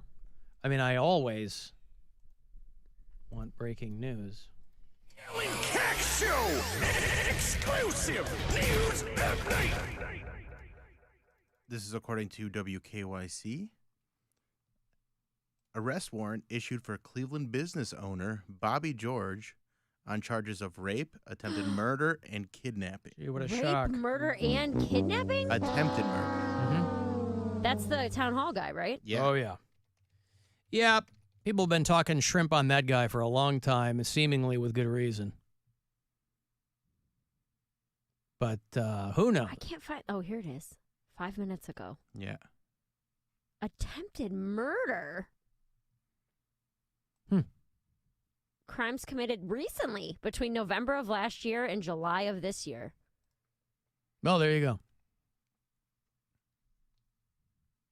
Yeah, what? Town hall, and he owns all the Rise dispensaries. Yeah, has been charged with at least 9 felonies. This seems like Cleveland's version of that Fire Festival guy. Doesn't it? I don't know. He's a little... 9. The Fire Festival guy was just kind of a scam artist. This is a different level. Well, I can't imagine there are a lot of people who are well in tune to this dude that are particularly surprised, given just the stuff that you'd hear on the wind. People who worked for him. And well, they were just... Town Hall just posted a thing a few weeks ago when the Olympics started about the opening ceremonies and being like, we're not going to support the Olympics. Super we're gonna show the woke. Olympics Yeah. because their depiction of the Last Supper, and everybody's like, hey, and they posted this like 4 days later when everybody's like, hey, that was never the Last Supper. well, and there were people who along the way who were kind of put off by the fact that he would host like Trump rallies and things like that, or MAGA party, whatever they are. This is different though. This is in politics now. Oh, this is a whole other thing. This is a whole other thing. Yep. And there's like they've talked to some of the. This is like, I'm reading it. It's graphic. It's really dude. graphic. But like when people get like this, I can't imagine. Can't imagine what? I'm trying to get my words together. I can't imagine being part owner of a few restaurants going to your head like this? Well, you become There's a gotta be other stuff. you become a well-to-do person. And But like, okay, I own it just blows my mind. Like that this small amount of money and power. It's is not a gonna- small amount of money. He's got a lot of money. I get Didn't it, he but buy- in the scheme of things, is he a billionaire? no, Not a but wasn't billionaire, but he's a multi-millionaire. wasn't he part of the group that was developing the Irishtown Bend there? The part of Yeah. Ohio City near the bridge? Yeah. Yeah. A victim accused him of pointing a gun at her. Yeah, it's pretty gross stuff. Woman said he tried to kill her by shoving a towel down her throat. Yeah. Well, I'm sure that there will be more gross information as the story takes more shape. As soon as this broke, I got messages from like 3 or 4 different people. And people who worked for him or were in just- the orbit. Yeah. Yeah. Well, That's crazy. yep. I stopped going to his establishment some time ago. Same. So. After all the COVID stuff. No, Yeah, but That's when I just did. just things that people I know who've been in that orbit for a while who wanted nothing to do with anything that had his fingerprints on it. I had seen a lot of people being like, we were forced to come in when we were sick, and I had 103-degree temperature and was throwing Oh yeah, that was a up, whole and, other like, thing. Yeah. That was when I started to be like, oh, what's happening here? I thought you were going to talk about Jenna Jameson. She die? No, turns out she got misdiagnosed. With what? Well, doctors told her that she had a Having year to tickle live. bitties. Oh. No, they didn't misdiagnose her with tig old biddies. Jenna Jameson, who is almost 50 years old, said that she had been misdiagnosed with, is it Guillain-Barré syndrome? I don't know how you pronounce that, but it's this autoimmune disorder. And she had been having something going on with her, and they diagnosed her with that, which can atrophy your legs and make it infirm you in that way. And she says now that they misdiagnosed her with that. So And what they did she have? Also told her that she had blood cancer. Yeah. She has 3 kids. And, they're not sure what's going on with her, but she said that was a misdiagnosis. Imagine being Jenna Jameson, who in her day, 25 years ago, was the premier porn star, right? Imagine, and she was doing drugs and all kinds of stuff. Imagine all that, and you don't get AIDS, die of an overdose. I mean, she was really dancing between the raindrops. Yeah. And, I mean, she's not in great shape, but she's in better shape than she was. She had been married a couple times. I think Tito Ortiz smacked her around, which sucks. Then she married a woman. Her wife, I think, divorced her some time ago, said that she was too volatile. But, again, she got kids. And, but recently she had been largely kind of confined to a wheelchair. But she said at the very least, when they told me that I had a year to live, they were incorrect, which I think you'll hear from a lot of people. I mean, like, yeah. I mean, when my dad was diagnosed, I mean, I had only been back home for a year. I moved back in 2006. My dad got diagnosed in 2007 with, essentially blood cancer. His body wouldn't make platelets and all this kind of stuff. Oh, he wasn't misdiagnosed with having tickle bitties? He was not Okay. misdiagnosed with that. No, my dad's rack was earned. No, but they told us. I mean, he was diagnosed June, maybe, of that year. And they said, well, he maybe has till Christmas. And so we're trying to process that. And we're all kind of running around in circles trying to figure out what's going on there. And my dad ended up, we got a whole lot of extra time with him. He ended up dying in 2022. So every year we were like, well, this is, first of all, they were way off.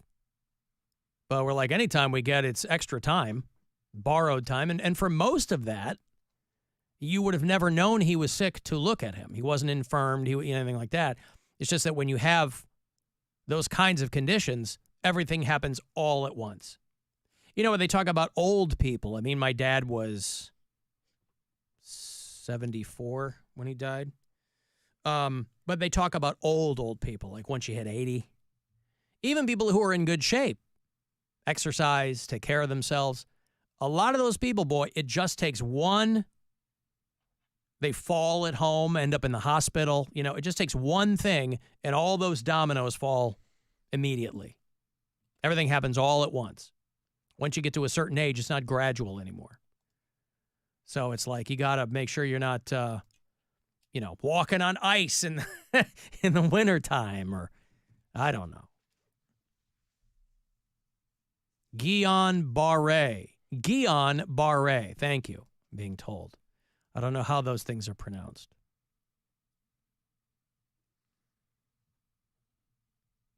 Alan, there's a lot of variability in those IQ tests. My IQ has tested as low as the 130s and as high as the 150s. So there's a humble brag. We should do an IQ test.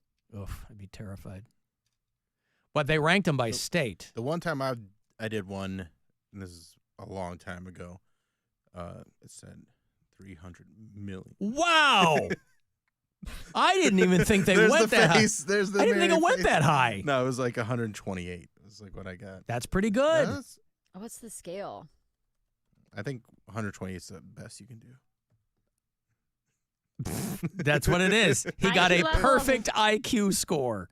IQ level of 120 is described as above average or bright. IQ average is 100. Well, I think they also had to reclassify because, like, back in the day, if it was like low or mid double digits, you were referred to. I think they were still using retarded or dumb or something. What did they call them? This says, I mean, there's like 15 of them, but 1 to 24, profound mental disability. There like you this go. is a new one. Yeah, they changed them. Severe mental disability, moderate, mild, borderline, and then average intelligence is 85 to 114.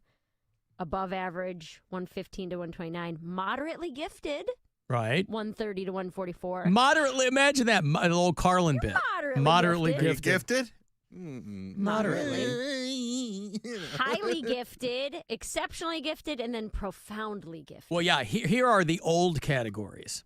Okay. Borderline deficiency was 70 to 80. 50 to 69 was moron. 20 to 49 was imbecile. And below 20 was idiot. Because that's what they. Real. No, it is. Back in the day, those were the categories. They were like, well, he's an idiot. Wait, was that? And that was a scientific category. Was that for an IQ test or when you do the jumping thing at Cracker thing Barrel? At Cracker Barrel. We got an idiot and an tees? ignoramus over here. Ignoramus. No, that's what it was a long time ago. Mental deficiency is now generally called mental retardation. I like idiot. Yeah. I mean, that's how like getting diagnosed as an idiot is. Ooh. Well, because a long time ago, if people weren't bright or didn't have the capacity for whatever reason, they were kind of resigned to that. Now, people are like, I don't know nothing, but this is all made up. You know, it's like, so yeah, it's good that we're not classifying people as morons and imbeciles. But anyway, they were ranking the states by IQ. And there aren't a lot of shocks in there, you know. The states that basically slash education every chance they get. Alabama. Yeah, Mississippi, Alabama. I mean, now again, it's not like their average IQ is in the 80s. You know, they're all in the hundreds. Some What's are the just smartest state? lower. Massachusetts. Because they invest Boston. in education. Oh. Ohio is kind of in the middle. The average is 97.43, so that's below the 100 mark. We're 29th worldwide. America or Ohio? America. Japan has the highest average IQ in the world. Ooh. 106.48. Do you think it's from the radiation? Fukushima? I don't know. I know a lot of them gained powers of a spider. The average IQ in Ohio is 101.8. It's also a mild fever. Yeah.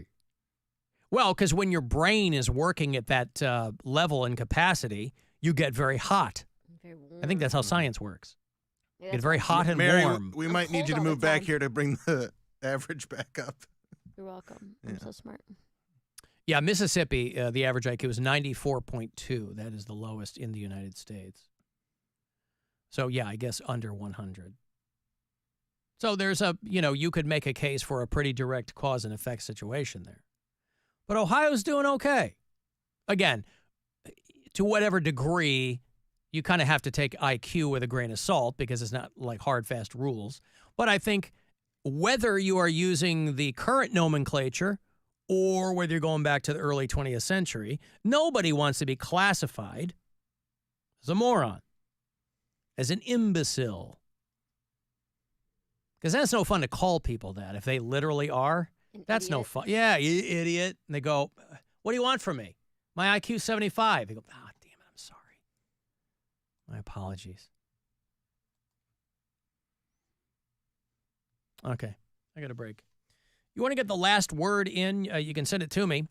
Guardians baseball set up for 6:40. They're hosting the Cubs tonight. Gates are open as we speak. You'll hear all of it here on MMS, and you can also listen to the game on the iHeartRadio app. It's the Alan Cox Show.